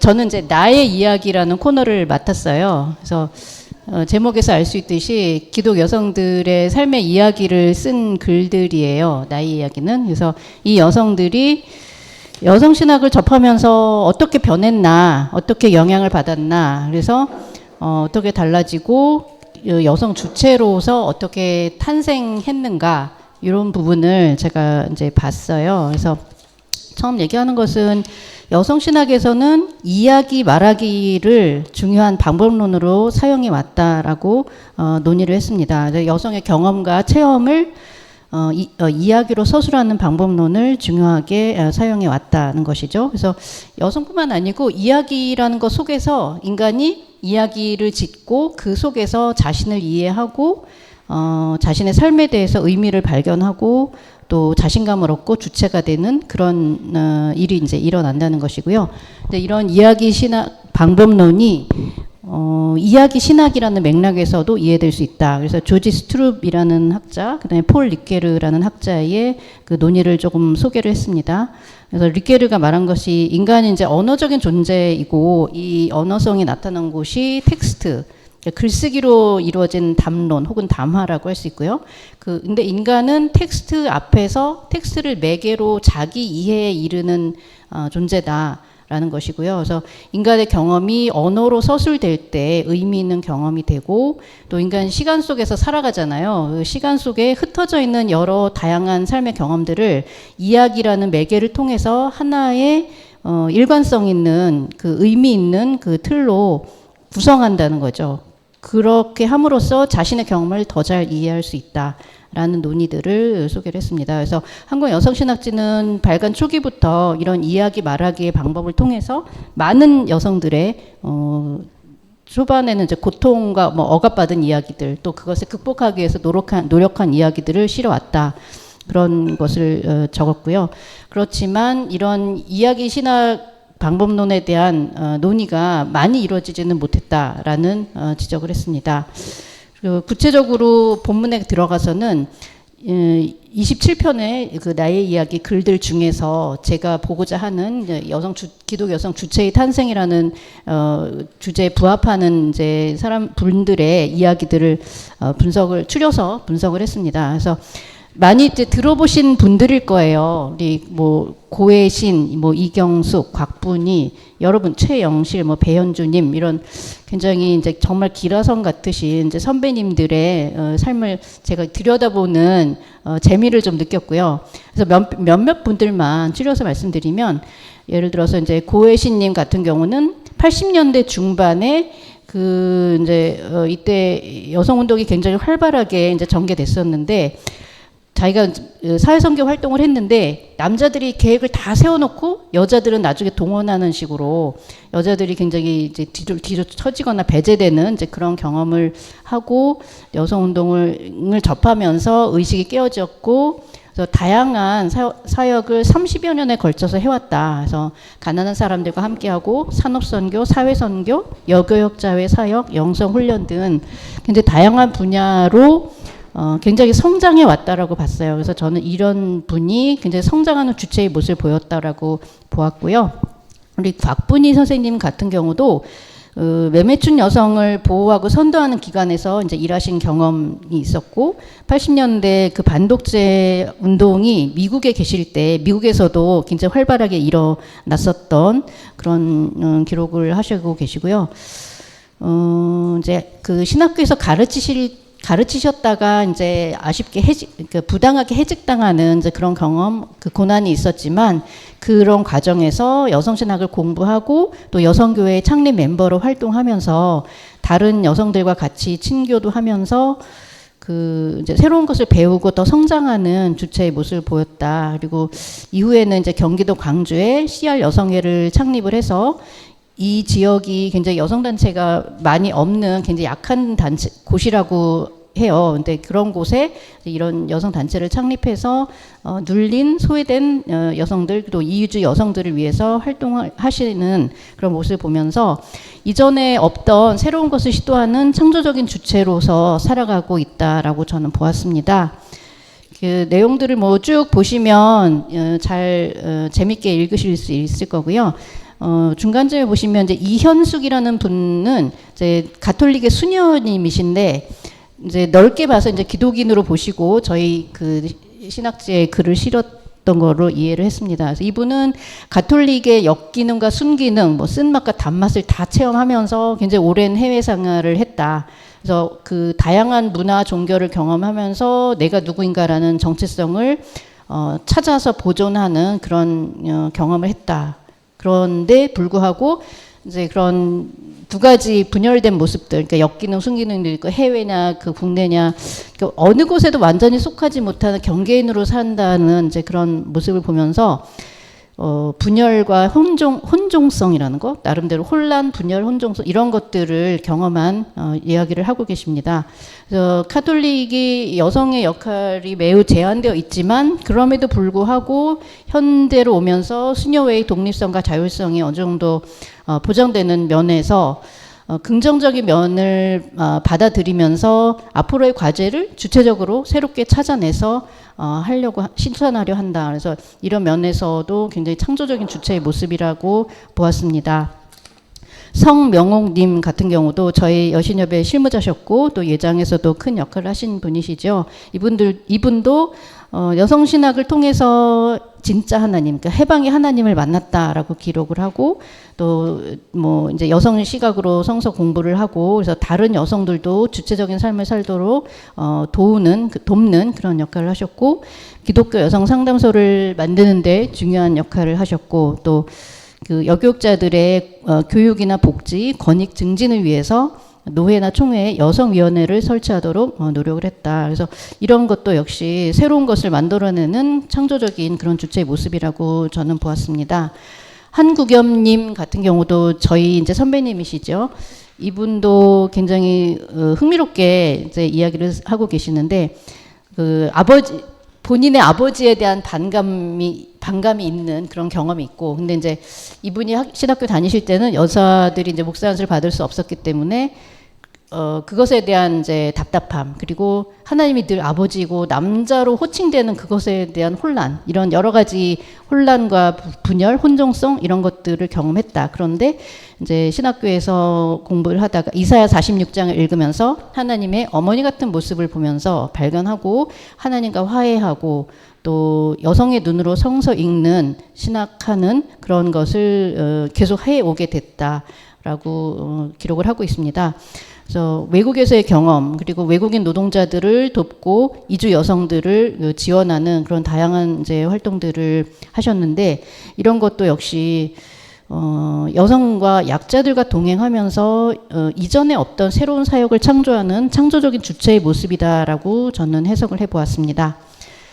그 내용들을 쭉 보시면 이해하실 거고요. 그래서 제가 말하고 싶었던 것은 이 기독 여성들의 삶이 이전에는 나름의 그 성차별이나 억압을 경험을 했는데 이제 여성 신학을 배우고 접하면서 자신의 경험을 사회 구조적으로 인식하고 그런 과정에서 어떤 혼란이나 혼종성, 갈등, 분열을 경험하기도 하지만 포기하지 않고 자기를 발견하고 자기 삶을 주체적으로 살아가고 있다라고 저는 보았습니다. 그래서 이런 게 어떤 주체냐라고 했을 때 이전과는 다른 성평등과 해방의 전망을 가지고 자신의 더 나은 삶과 사회 변화를 위해 활동하는 더 큰 확장과 성장을 경험한다는 의미에서 성장하는 주체라고 봤고요. 또 이전에 존재하지 않던 새로운 성평등의 길을 시도하고 만들어내는 창조적인 주체라고 보았고, 또 기존의 가부장제나 현재의 뭐 자본주의, 뭐 유교나 기독교, 혹은 현재의 정치사회적인 현실 등 다양한 요인들의 혼종성과 제약 속에서도 여성 자신의 삶에서 최선의 우호적인 것을 얻기 위해 그 상이한 요인들을 조정하여 해결해 나가는 협상하는 주체라고 해석을 해보았습니다. 이 세 가지가 서로 겹치는 면이 있지만 그 중에서 좀 두드러지는 면으로 이렇게 좀 정리를 해서 표로도 한번 만들어 봤습니다. 또 흥미로웠던 것은 이 개인들의 삶이 한국이나 미국의 교회 뭐 역사와 굉장히 밀접한 관련을 보인다는 것이었는데요. 예를 들면 아까도 말씀드렸듯이 고혜신님 같은 경우 80년대 중반에 여성 안수 운동이 굉장히 활발했었다. 거기에 굉장히 참여를 했고, 뭐 반독재 민주화 운동이 80년대 한국과 미국에서 일어났었고, 그때 곽본희 선생님 거기도 참여를 하셨고, 뭐 2004년도에 아직도 호주제 문제가 있어서 그 호주제 폐지 운동에 뭐 참여를 했다는 김판희 선생님의 이야기도 있었고, IMF 위안위기 때는 여성들이 사회에서 가장 고통받는 집단으로 자기는 목격을 했다라는 김명실님의 그런 이제 이야기들도 있었습니다. 근데 아이러니하지만 21년도에 쓴 글을 조은하님이 쓴 글을 보니까 교회 여성 지도력에 대한 질문을 했는데 남자 목사들의 대답이 교회에서 실제 여성 지도력이라 할 만한 게 없다는 그런 답이 많이 나왔다. 그래서 여자들이 아직도 보조적인 역할에 머무르고 있는 것이 아닌가, 그런 말도 했고요. 또 하나는 이제 자매라는 시스터후드라고 하잖아요. 여성들끼리의 공감하고 뭐 연대하는 그런 자매가 초반에 보면은 뭐 굉장히 강하게 나타나는데, 예를 들어서 여성 안수 운동할 때 기독 여성들과 엄청난 자매를 발휘했다, 이런 이제 글이 있었어요. 그런가 하면 조금 몇 년 지나고 나니까 근데 공동체 의식이나 연대가 약화되고 있는 것 같다, 이런 지적이 있고, 또 23년도에 쓴 그 최수산나님의 글을 보니까 누구나 품고 있을 뜨거움을 나눔으로써 자매를 자기는 느끼고 싶다, 이런 이제 글이 있어서 자매가 굉장히 강했던 그 과거가 있고 그게 약화되는 측면도 있지만 여전히 그것에 대한 여성들의 뭔가 바램은 있다라는 그런 생각을 했습니다. 그래서 저는 이거를 읽으면서 이 시대를 살아가는 다른 기독 여성들이 어떤 생각을 하고 어떤 경험을 하는가를 좀 들여다보면서 되게 재미있었고요.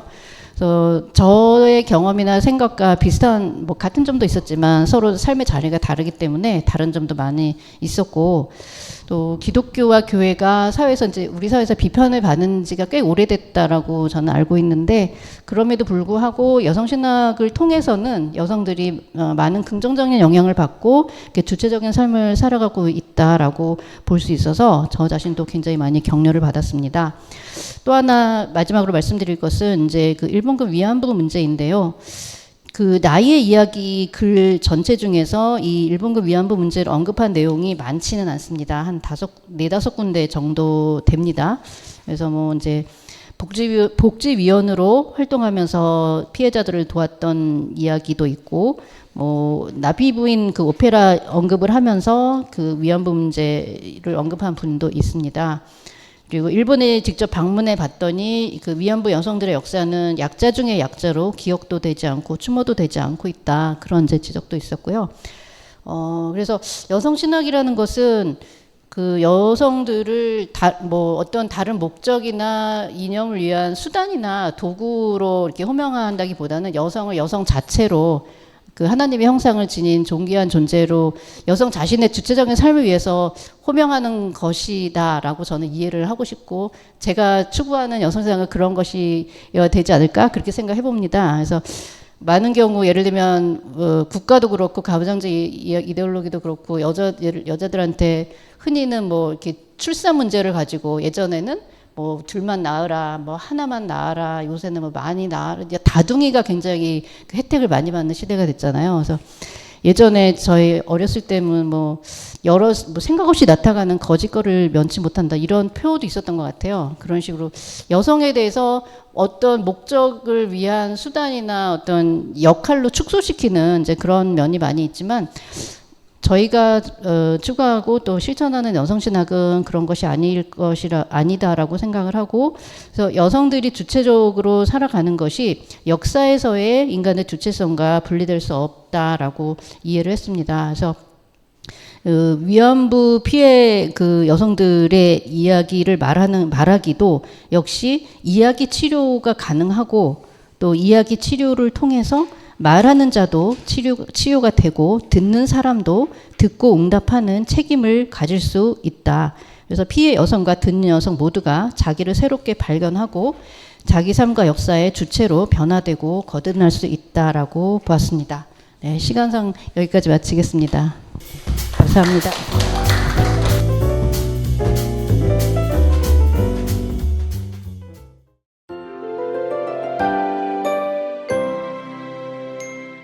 오늘 제가 발표를 준비하면서 놀라운 사실을 하나를 발견했는데 뭐냐? 다른 네 분들은 2011년도부터 분석을 했는데 저는 2010년도부터 분석을 했더라고요. 그래서 왜 그랬을까 했더니 그 자료를 2010년부터 자료를 저에게 주셨어요. 그래서 2010년부터 하는 거보다 이제 이렇게 생각하고 제가 2010년부터 했다는 거 말씀드리고요. 제목은 연대 활동을 통해서 본 역사 정의의 외침과 여성 인권인데 좀 바꿔야 되지 않을까 이런 생각을 한편으로 했고, 저는 주로 현장의 소리를 중심으로 분석을 했고요. 연대 활동을 통해서 본 역사 정의와 여성 인권을 향한 낮은 목소리 뭐 이런 식으로 앞으로는 제목을 바꿔야 되겠다 이런 생각을 했고, 네, 이 2010년도부터 했으니까 제가 15년의 역사를 쭉 정리를 하게 되더라고요. 그래서 하면서 굉장히 울분도 나고, 여전히 이 마지막에 얘기할 걸 미리 말씀드리면 여전히 우리의 이 현장의 소리, 연대의 목소리가 과연 이 세상을 바꿀 수 있을까? 이 세상은 악이 더욱 횡행하는 것 같고 악은 정말 거침없이 자기의 길을 가는 것 같은데, 우리가 세상을 바꾸려는 이 목소리는 여전히 너무나 낮고 여전히 너무나 힘이 없고 계란으로 바위를 치는 것은 아닌가, 이런 무력감이 많이 드는 요즘이잖아요. 그래서 이런 목소리들이 현실이 되고 정말 세계의 고통을 자신의 고통으로 품어 안으려는 그 철학자 김상봉 그 교수님이 그랬잖아요. 영성 없는 진보라는 책에서 지금의 민주주의의 위기는 더 이상 정치를, 좋은 세상을 만들려고 하는 것이 아니라 자기가 지지하는 정당이 권력을 획득하는 것에 멈추고 있는, 그리고 세상과 자신을 하나라고 생각하는 것이 아니라 어떤 하나의 정치 세력의 이익을 위해서 일하는 사람들이 너무 많아진 것, 그래서 영성이 없어진 것에서 이 민주주의의 위기의 원인을 얘기하고 있는데, 우리의 그 외침은 과연 그런 영성에 바탕되고 있는 것인가? 저는 그렇다고 결론을 내렸는데 그게 좀 약하다는 생각이 좀 드는 거죠. 그래서 앞으로는 그런 세계의 고통을 자신의 고통으로 받아들이는 전태일 열사 같은 어떤 그런 수준의 그런 영성이 더 필요한 시점이 아닌가. 왜냐하면 악이 더욱 횡행하는 세상이기 때문에 그렇다라는 생각을 일단 말씀을 드리고요. 그래서 이 현장의 소리를 쭉 분석을 해보면 저는 15분 안에 끝날 것 같아요. 제가 그 글을 워낙 잘 써가지고 한번 쫙 보시면 한 번에 읽을 수 있으실 거예요. 그래서 저의 주옥 같은 글은 나중에 읽어보시고 여기 제가 하루에 한 번씩은 자뻑을 해야 좀 이렇게 정신 건강에 도움이 되기 때문에 이렇게 일단 스스로를 칭찬하고 시작을 하도록 하겠습니다. 그래서 주옥 정말 쭉 제가 써놨지만 제가 기차간에서 올라오면서 다시 한번 뭔 포인트를 잡고 얘기를 하지 이러고 쫙 읽다가 제 글에 빠져가지고 제가 처음부터 끝까지 쭉 쉬지 않고 한 호흡으로 읽었거든요. 그래서 여러분들도 그렇게 읽을 수 있으리라고 생각합니다. 그래서 현장의 소리를 통해서 과연 우리 공동체의 영성, 그리고 타인의 고통을 나의 고통으로 생각했던 그 영성이 어떻게 나타났는지를 볼 수가 있었다. 그렇지만 그 강도는 그렇게 강하지는 않았다. 그리고 정말 연대가 필요할 때는 살짝 목소리를 안 내기도 했다. 이런 것들을 좀 발견할 수 있었습니다. 그래서 2010년을 보면 그 이명박 정부 때잖아요. 그때 뭐 성폭력 비친고죄 뭐 이런 얘기들 개정할 것을 요구하는 것들, 그 다음에 이때 검사들의 추악한 범죄들이 나왔는데 이때 제대로 사실은 단죄받지 못했기 때문에 지금까지 이러한 불의한 권력이 계속되고 있는 것은 아닌가 하는 생각이 성명서를 보면서 좀 강하게 들더라고요. 그래서 그때 범죄가 일어났을 때, 불의가 일어났을 때 제대로 단죄되고 제대로 공동체에서 정리가 돼야 사실은 이러한 일이 일어나지 않는데 그때 흐지부지 되면서 결국 그 역사가 계속 후퇴하고 있는 것은 아닌가 하는 생각이 들었고요. 2011년에는 그 장자연 사건, 이게 아주 큰 일이었고, 그 다음에 너무 재밌는 것은 그 강용석 의원에 대한 성명서가 2번이나 나왔다는 거예요. 그래서 야, 정말 문제적인 인간은 어디 가서도 문제를 쌓는구나 이런 생각을 하고 하였는데, 결국 이 문제적인 인간들은 그 성폭력이나 우리 여성단체에서 문제 제기했던 그 이슈로 제명을 당한 게 아니고 다른 이슈로 제명을 당하거나 국회의원직에서 물러났다는 것을 또 볼 수가 있습니다. 그래서 여성 이 성폭력이나 성차별 이슈로는 국회의원직 절대로 떨려나지 않는다는 것 다시 한번 확인할 수가 있었고요. 그 다음에 뭐 군 가사점제 다시 한번 하려고 했었고, 또 한명숙 그 우리 선배이시기도 하고 이분에 대한 무리한 기소 뭐 이제 이런 것들이 시작된 해이기도 하고, 이때 이제 임은정 검사가 검찰은 범죄 집단이다 이런 식으로, 그런데 이것은 여전히 아직도 해결이 되지 않고 있죠. 그리고 2012년에는 2012년 넘어가고요. 2013년은 이제 박근혜 정부가 들어서면서 기대를 했는데 그게 무색하게도 윤창중 사건이 일어나면서 이 정부의 그 정부의 실력과 본질이 잘 드러났고, 진주의료원 폐업을 했고, 그때 이것 때문에 코로나 때 얼마나 이 서부 경남 지역이 의료 공백을 맞이하게 되었는지 이런 것들이 쭉 나오고요. 그 다음에 여신협 단독으로 2013년에 시국 성명서를 발표를 합니다. 2013년 12월에. 그래서 제가 이 나중에 글에는 좀 추가를 할 건데, 여신협 단독 성명서에 나온 주제들이 주로 무엇이었는지, 그것의 의미는 무엇이었는지는 나중에 추가로 제가 해야 되겠다는 생각을 하고, 이때 이제 시국 성명서를 발표하면서 이제 박근혜 정부를 강도 높게 비난을 하죠. 이때 인용한 성경 구절이 바로 감춰진 것은 반드시 드러나며 어둠은 결코 빛을 이길 수 없다. 이 말씀이 제가 이 성명서를 읽고 깜짝 놀랐어요. 왜냐하면 그 이듬해 세월호 사건이 터지면서 어둠은 빛을 이길 수 없다. 이 노래를 우리가 엄청 불렀잖아요. 그래서 야, 굉장히 예언자적인 성명서가 아닌가 이런 생각을 한편으로 하면서 또 세월호 사건이 생각나면서 굉장히 슬펐던 그런 기억이 납니다. 그래서 2014년에 이제 세월호 사건이 일어났는데, 중요한 것은 이 시대에 벌써 잊어라. 세월호 사건은 잊어라. 지나갔다. 뭐 이런 얘기들이 나오는 걸 보니까 이 정권의 포갑이 얼마나 대단했는지, 그리고 진실 규명이 왜 안 되는지를 여기에서도 볼 수 있지 않나 이런 생각이 들었고요. 그 다음에 2014년에 한국교회 인권선언문이 게재되어 있는데요. 지금도 다 너무나 필요한 그런 내용들입니다. 그런데 지금의 시대보다 그때보다 지금이 더 악한 시대가 아닌가라는 생각이 들면서, 아까 얘기한 것처럼 악은 참으로 부지런한 데 비해서 역사 정의를 세우는 우리는 과연 파수꾼의 역할을 제대로 해온 것인가 하는 자괴감, 그리고 반성 이런 것들이 들었습니다. 그리고 2015년에 바로 저 화해치유재단이 이제 나오기 시작하죠. 그래서 국정교과서 뭐 이런 것들이 이제 일어나는 것을 볼 수 있고요.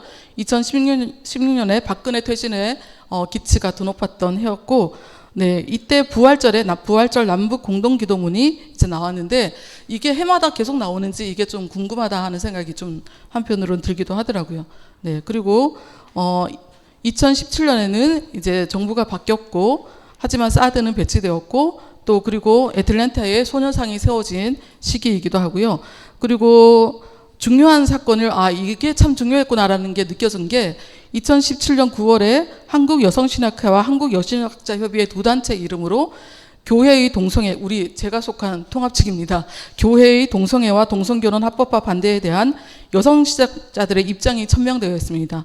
그래서 102차 총회에서 동성애와 동성결혼 합법화에 대해 헌법 개정 결의안을 통과시켰는데, 이 두 단체가 판단하기에 여기에는 성소수자를 향한 혐오 정치가 표출되었고, 네, 이것을 이슈화해서 교권과 보수 정치의 세력을 재생산하려는 시도가 있었다고 보는데, 이게 굉장히 정확한 진단이었죠. 이 결정 이후 실제로 그 진보와 또 이 정의를 외치는 모든 사람들을 동성애자 너 편드냐 뭐 이러면서 교회에서 동성애 디귿자도 못 꺼내게 하는 그러한 어떤 억압의 문화가 생겨났지 않았나, 그런 생각이 한편으로는 들었습니다. 그리고 2018년에는 굉장히 평화 모드라는 게 현장의 소리에도 잘 반영이 되어 있고요. 2019년에는 이제 3.1운동 그 100주년을 기해서 여신협 단독 명의로 3.1운동 100주년 그녀들의 역사를 기억하며 라는 성명서가 발표되었습니다. 그리고 이때 또 뭐 여러 가지 그 문희상의 그 중재안, 이것을 지금 윤석열 정부에서 재활용하고 있잖아요. 뭐 이런 것들이 있고요. 그다음에 2020년에는 그 정의기억연대 그 윤미향 의원의 그 저것 때문에 엄청나게 사건이 있었고, 이때 선배 여성분들이 또 성명서를 발표하기도 하고 그랬습니다. 네, 시간이 많이 지나갔네요. 네, 알겠습니다.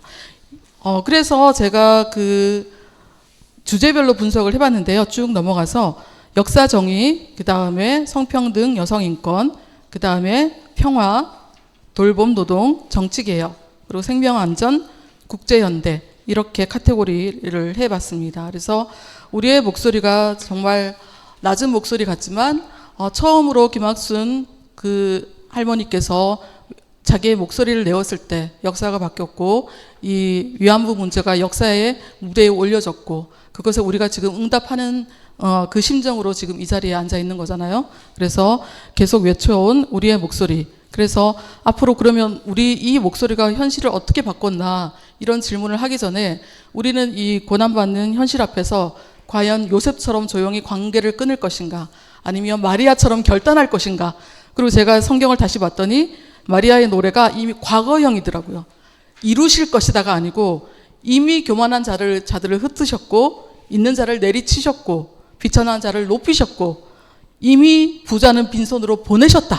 그래서 과거형이구나, 완료됐구나, 이런 생각이 들어서 이미 이루어진 그 하나님의 나라, 정의와 평화가 넘치는 하나님에 대한 비전을 가지고 앞으로도 계속 가열차게 투쟁하자. 이게 저의 이야기의 결론입니다.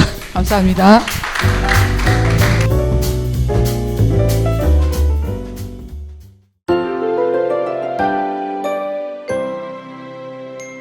주옥 같은 발제를 잘 해주셔서 저도 감사드리고요. 들어주셔서 또 감사드리고, 먼저 저희 내부에서 서로 발제 내용에 대한 질문과 응답을 하도록 하겠습니다.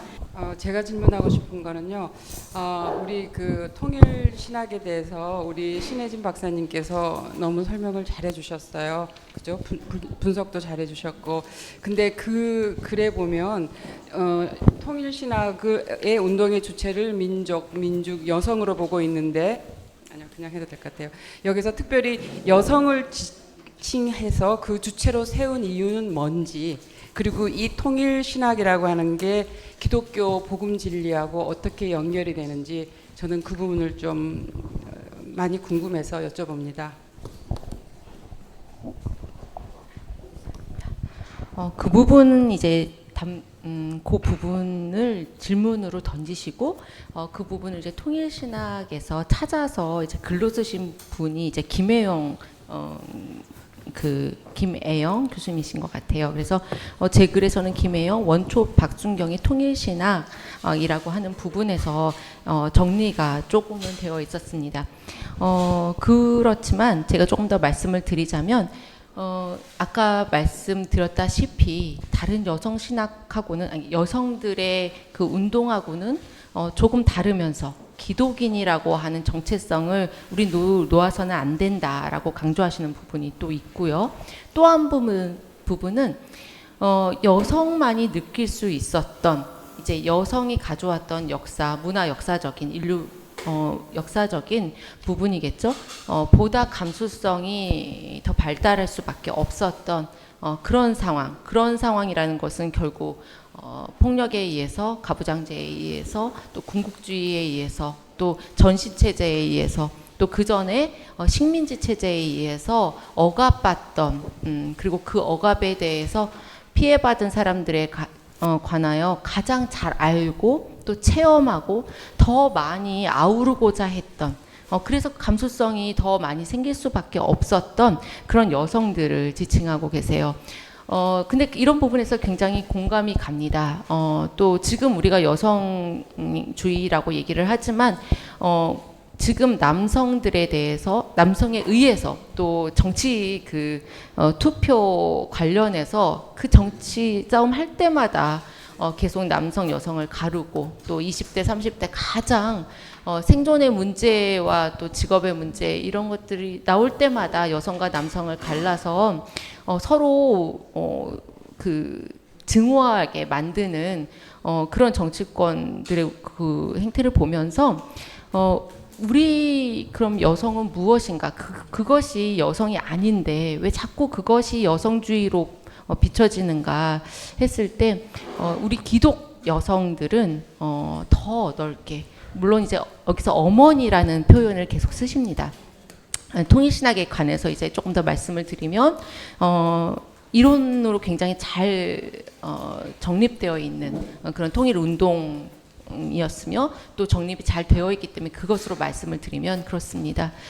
여성이라고 하는 존재가 더 많이 아우르고 있다. 청년 문제도 아우르고 있을 뿐만 아니라 모든 피해자들의 모든 자녀들을 안는 어머니로서 상징적인 어머니죠. 생물학적인 어머니 역할을 말하는 것이 아니라 모든 고통받는 피조물들이 느끼는 그 아픔들을 같이 공감할 수 있는 그 상징적인 어머니로서 그 여성 그거를 버려서는 안 된다라고 얘기를 하시거든요. 근데 이제 새로운 그 2세대, 3세대는 이제 또 그 이야기에 대해서 많이 공감도 하지만 많이 또 반대 의견도 많이 냅니다. 왜냐하면 어머니라는 그 상징이 가지고 있는 한계 때문이죠. 그래서 이제 2세대, 3세대는 거기서 좀 벗어나려고 하고 있고 또 그렇지만 여전히 우리가 가지고 놓지 말아야 할 것은 다른 여성주의와 함께 기독인으로서 하나님 어머니라고 했을 때 우리가 품을 수 있는 범위 아까 또 제가 말씀 잠깐 드렸는데 정체성을 자신 정체성으로 고민했지만 결국은 더 크게 아우르는 하나님과 나의 문제뿐만 신앙의 문제가 아니라 교회 전체의 문제면서 또 이 사회의 문제이면서 또 모든 생명체들이 아파하는 이 생태 문제도 같이 아우르는 그 글도 쓰셨지만 그런 부분에 있어서 자아를 그렇게 크게 확장해서 인식하고 그렇게까지 책임감을 느끼는 그런 여성이다라는 것들을 말씀드릴 수 있을 것 같습니다. 네, 감사합니다. 저도 좀 이어서 질문을 드리고 싶은 게 이제 통일에 대한 글을 되게 재미있게 읽었습니다. 저는 제가 보기에는 지금에 와서는 기독교계의 통일운동과 통일신학이 과거에 비해서 좀 약화되어 있다라고 보는데 그 원인을 무엇이라고 보시는지 질문하고 싶습니다. 일단 시대가 많이 바뀌었죠. 시대가 많이 바뀌었고 시대뿐만이 아니라 지금 상황은 그대로인데 지금 신자유주의 체제를 말하지 않을 수 없고 우리가 지금 그것에 제일 앞을 달려가면서 시야가 자신의 생존 때문에 그 이상을 돌아볼 수 없는 사회가 되지 않았나 싶습니다.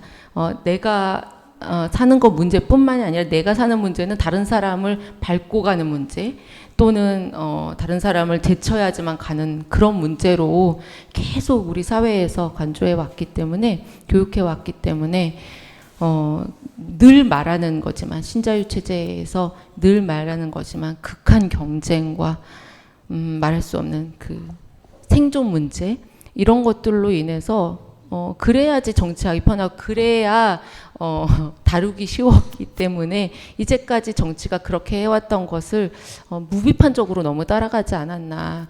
우리 상황이 그럴 수밖에 없었다고 얘기하지만 여전히 기독교 안에서 그 가치가 아니라는 것을 계속 이야기해왔어야 되는데 그것은 좀 약하지 않았나. 근데 사실상 보면은 이 냉전 체제가 다시 와 있는 부분, 그리고 한 번도 거기서 벗어날 수 없었던 부분은 말씀하신 대로 그대로거든요. 그거를 의식하지 않고서는 우리가 지금 일본과의 관계도, 그리고 북한과 미국과의 관계도, 또 중국과 미국과의 관계도, 또 이 아시아를 둘러싼 패권국들의 그 신냉전 체제의 그 정세도 이해할 수 없는 것 같아요. 근데 그 부분들을 이제 여기 논문에서 보니까 많이 인식을 하시고, 또 사실은 그래서 여성 전문가가 필요하다라고 얘기를 하고 있고, 그러한 시각을 계속 열어야 된다. 계속 그러니까 의식화하면서 공부하는 거죠. 우리도 내내 공부해야 된다. 이런 필요성이 계속 나오는 것 같습니다. 네, 감사합니다. 또 다른 분들 질문해 주시기 바랍니다.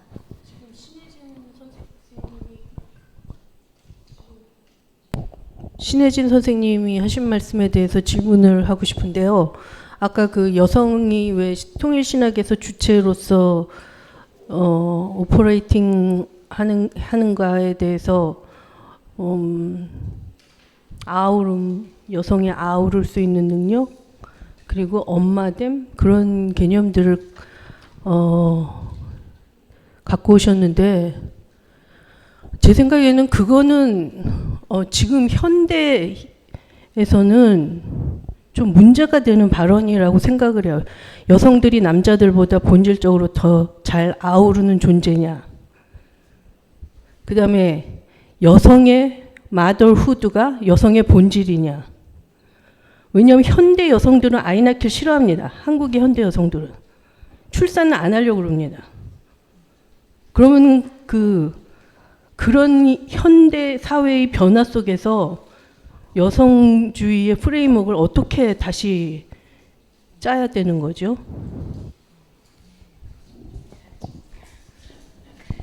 굉장히 중요한 문제를 지금 공론화해 주셔서 제가 혼자 답할 수는 없을 것 같은데 같이 가야 할 것 같습니다. 그리고 이 문제는 굉장히 중요한 문제이기 때문에 1세대에서 그렇게 말씀을 해주시고 이거를 우리가 담고자 한다라 했지만, 또 문제 제기를 할 때 이 문제를 내셨어요. 왜 어머니 상이냐, 왜 어머니가 가지고 있는 이 제한성, 상징이 제한성이 있는데 지금 우리 한국에서의 어머니는 어떠냐, 이제까지 계속 희생당하고 또 희생하란 말이냐, 내지는 여러 가지 문제들을 지금 다 담고 얘기를 해주신 것 같아요.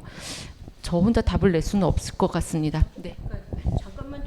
잠깐만 추가를 하면, 제가 미국에서 공부할 때 보수적인 신학생이었어요. 그 남학생이었는데 그 사람이랑 이제 페미니즘에 대해서 토론을 하다가 그 사람의 그 종착점은 그거예요. 결국은 여자는 마더후드가 있기 때문에 뭐 남성보다 뛰어나고 뭐 더 뭐 할 수 있고 그런 거 아니냐. 그러니까 마더후드가 굉장히 그 사람 페미니즘에서는 중요한 요소인데, 제가 그때가 1990년대인데 그때도 저는 그 생각을 하고 있었어요. 여성의 본질이 마더후드가 아니다. 모성애를 갖고 태어난 사람도 있지만 안 갖고 태어나는 여자도 있다. 그거는 다르거든요, 여자마다. 그리고 지금 현재 사회에서 일어나고 있는 일들을 보면은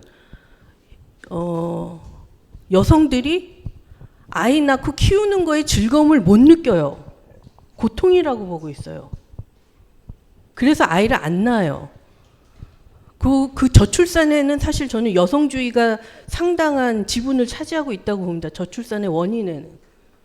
그러니까 저는 그 여성주의가 이런 사회 변화에 따라서 프레임워크를 다시 짜야 된다고 생각을 해요. 마더후드는 더 이상 통하지 않는 시대예요. 저는 조직신학자가 아니기 때문에 그 새로운 프레임워크가 뭔지 모르겠어요. 저는 그냥 그 성경 글자 읽고 그 한 줄 한 줄 읽고 그 쪼잔한 거에 사로잡혀 있는 인간이기 때문에. 근데 그런 거를 조직신학자로서 어떻게 보시는지 네. 좀.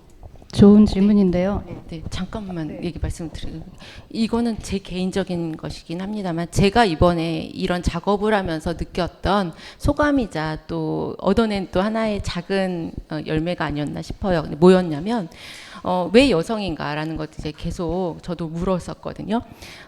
근데 이제까지 여성이라 그러면 우리는 계속 피해자 여성을 대신하고 대리하고 변호하고 그러면서 우리 같이 일어서자 하면서 일어섰기 때문에 늘 피해당했던 그 소수자들과 함께한 그 마음 때문에 피해자 여성으로 우리가 우리 자신을 생각하고 있는 것 같아요.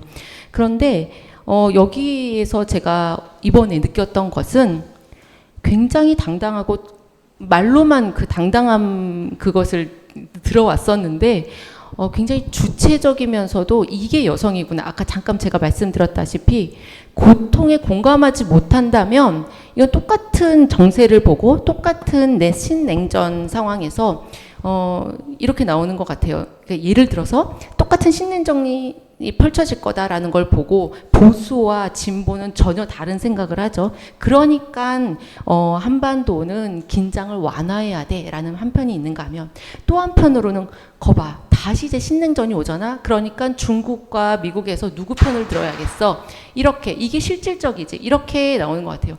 이렇게 한 것을 보더라도 양쪽의 편이 생각이 다르듯이 이런 지금 고통의 문제, 한반도 전체가 고통당하고 있는 문제, 말하자면 분단 폭력이라고 표현하신 분이 있는데 이 폭력 안에서 구조적 안에 있기 때문에 우리가 모르지만 이 분단 자체가 폭력의 구조 안에 있다는 거, 그거를 인식을 하더라도 공감을 못한다면 이걸 어떻게 이용할까? 어떻게 하면 방위 산업을 늘려서 늘 이제까지 해왔던 대로 산업을 늘려가지고 국가 뭐 등등등 군비를 늘려서 이렇게 생각하겠죠. 근데 여성으로서 할 수 있다는 것은 고통당하는 사람들에 대한 공감 능력이 아닌가라고 제가 생각을 했고요. 그리고 공감 능력이 있기 때문에 같이 그들과 연대한다는 것을 굉장히 약하기 때문에 연대한다고 생각을 전에는 했었는데 이제는 시민들과 함께 연대할 수 있고 또 우리 안에서는 기독교 안에서도 연대할 수 있고 보다 더 그것을 의식하는 사람들과 우리와는 좀 다르지만 그래도 연대 같이 할 수 있다 하는 책임성을 느끼는 데에서 그거를 본인의 책임으로 느끼는 사람들이 바로 멋진 기독교 여성이 아닌가 이런 생각을 좀 해보았습니다. 네, 감사합니다. 그 중요한 질문이라고 생각하고 저는 짧게만 답 좀 덧붙이고 싶은데 저도 이제 그런 질문을 하게 되는데요. 그 포스트 모더니즘이 이제 대두되고 확산된 지가 꽤 됐잖아요. 그래서 이 여성 신학을 논의하는 사람들도 이제 그러면 소위 이제 페미니즘이라고 했을 때 혹은 페미니스트 티올로지라고 했을 때 그거를 뭐라고 정의할 거냐.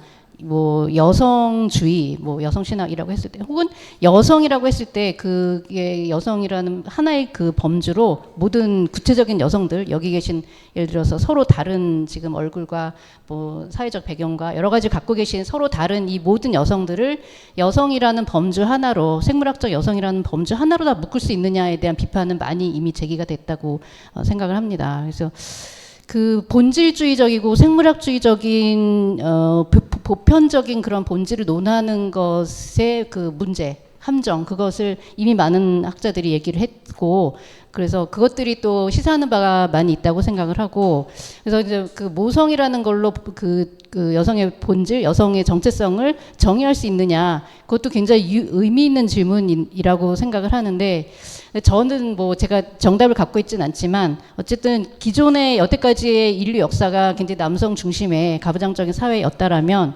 그것이 가지고 있던 폐해와 여러 문제들에 대해서 그것을 극복하고 그것을 이제 넘어서는 그 어떤 가치나 전망에 대해서 우리가 여성적인 가치, 여성성이 그런 것이 아닐까라고 그 정의해 왔다라고 저는 좀 개인적으로 이해를 하고 있습니다. 그래서 뭐 지금 당장 우리가 여기서 해답을 만들어서 이렇게 할 수는 없겠지만 어쨌든 예, 제 생각은 좀 그렇다는 말씀 한번 드려봅니다. 네, 저도 여기에 조금 덧붙여서요. 우리 이난희 선생님이 지금 그 남성성을 얘기할 때 예를 들어서 남자들은 정복적이고 폭력적이고 뭐 지금 우리 세상 이렇게 돌아가는 게 그렇잖아요. 전쟁을 즐기고 그거와 반해서 여성들은 예를 들어서 소극적이고 뭐 연합을 좋아하고 공감을 하고 이렇게 이제 본다는 얘기예요. 그러니까 여성의 가치, 제가 앞에도 여성의 가치를 얘기했는데 그 마초이즘적인 그 남성의 가치가 이 세상을 지배했다면 그와 반대되는 거를 우리는 여성의 가치라고 얘기를 할 수밖에 없다. 여성주의 입장에서는 우리 여성들은 왜냐하면 그걸로 너무 지배해 왔기 때문에. 근데 제 생각에는 이 세상에는 여성의 가치, 남성의 가치는 존재하지 않는다. 결국 인간의 가치, 휴먼 밸류만 존재하는 거지 남성이 여성을 가치로 규정해버렸고 정해버렸기 때문에 여성은 소극적이고 약해, 치마를 입어야 돼, 조용해야 돼 이렇게 해왔던 거고 그런 가치는 존재하지 않고 자기네 마음대로 전쟁을 일으키고 정복을 해오는 그 역사로 남성의 가치가 이렇게 됐는데 결국은 우리 여성들이 여성의 가치, 모성적이든 뭐든 여성의 가치를 주장을 할 수밖에 없다. 그렇게 주장을 해 나가서 남성의 가치랑 여성의 가치가 평등해질 때 결국은 이 세상에 휴먼 밸류만 남게 되는 거다. 저는 이렇게 얘기를 하고 싶어요. 그래서 여성의 가치는 결국은 남성과 대조되는 그런 걸로 얘기를 할 수밖에 없지 않나 그런 생각을 해봅니다. 네, 감사합니다.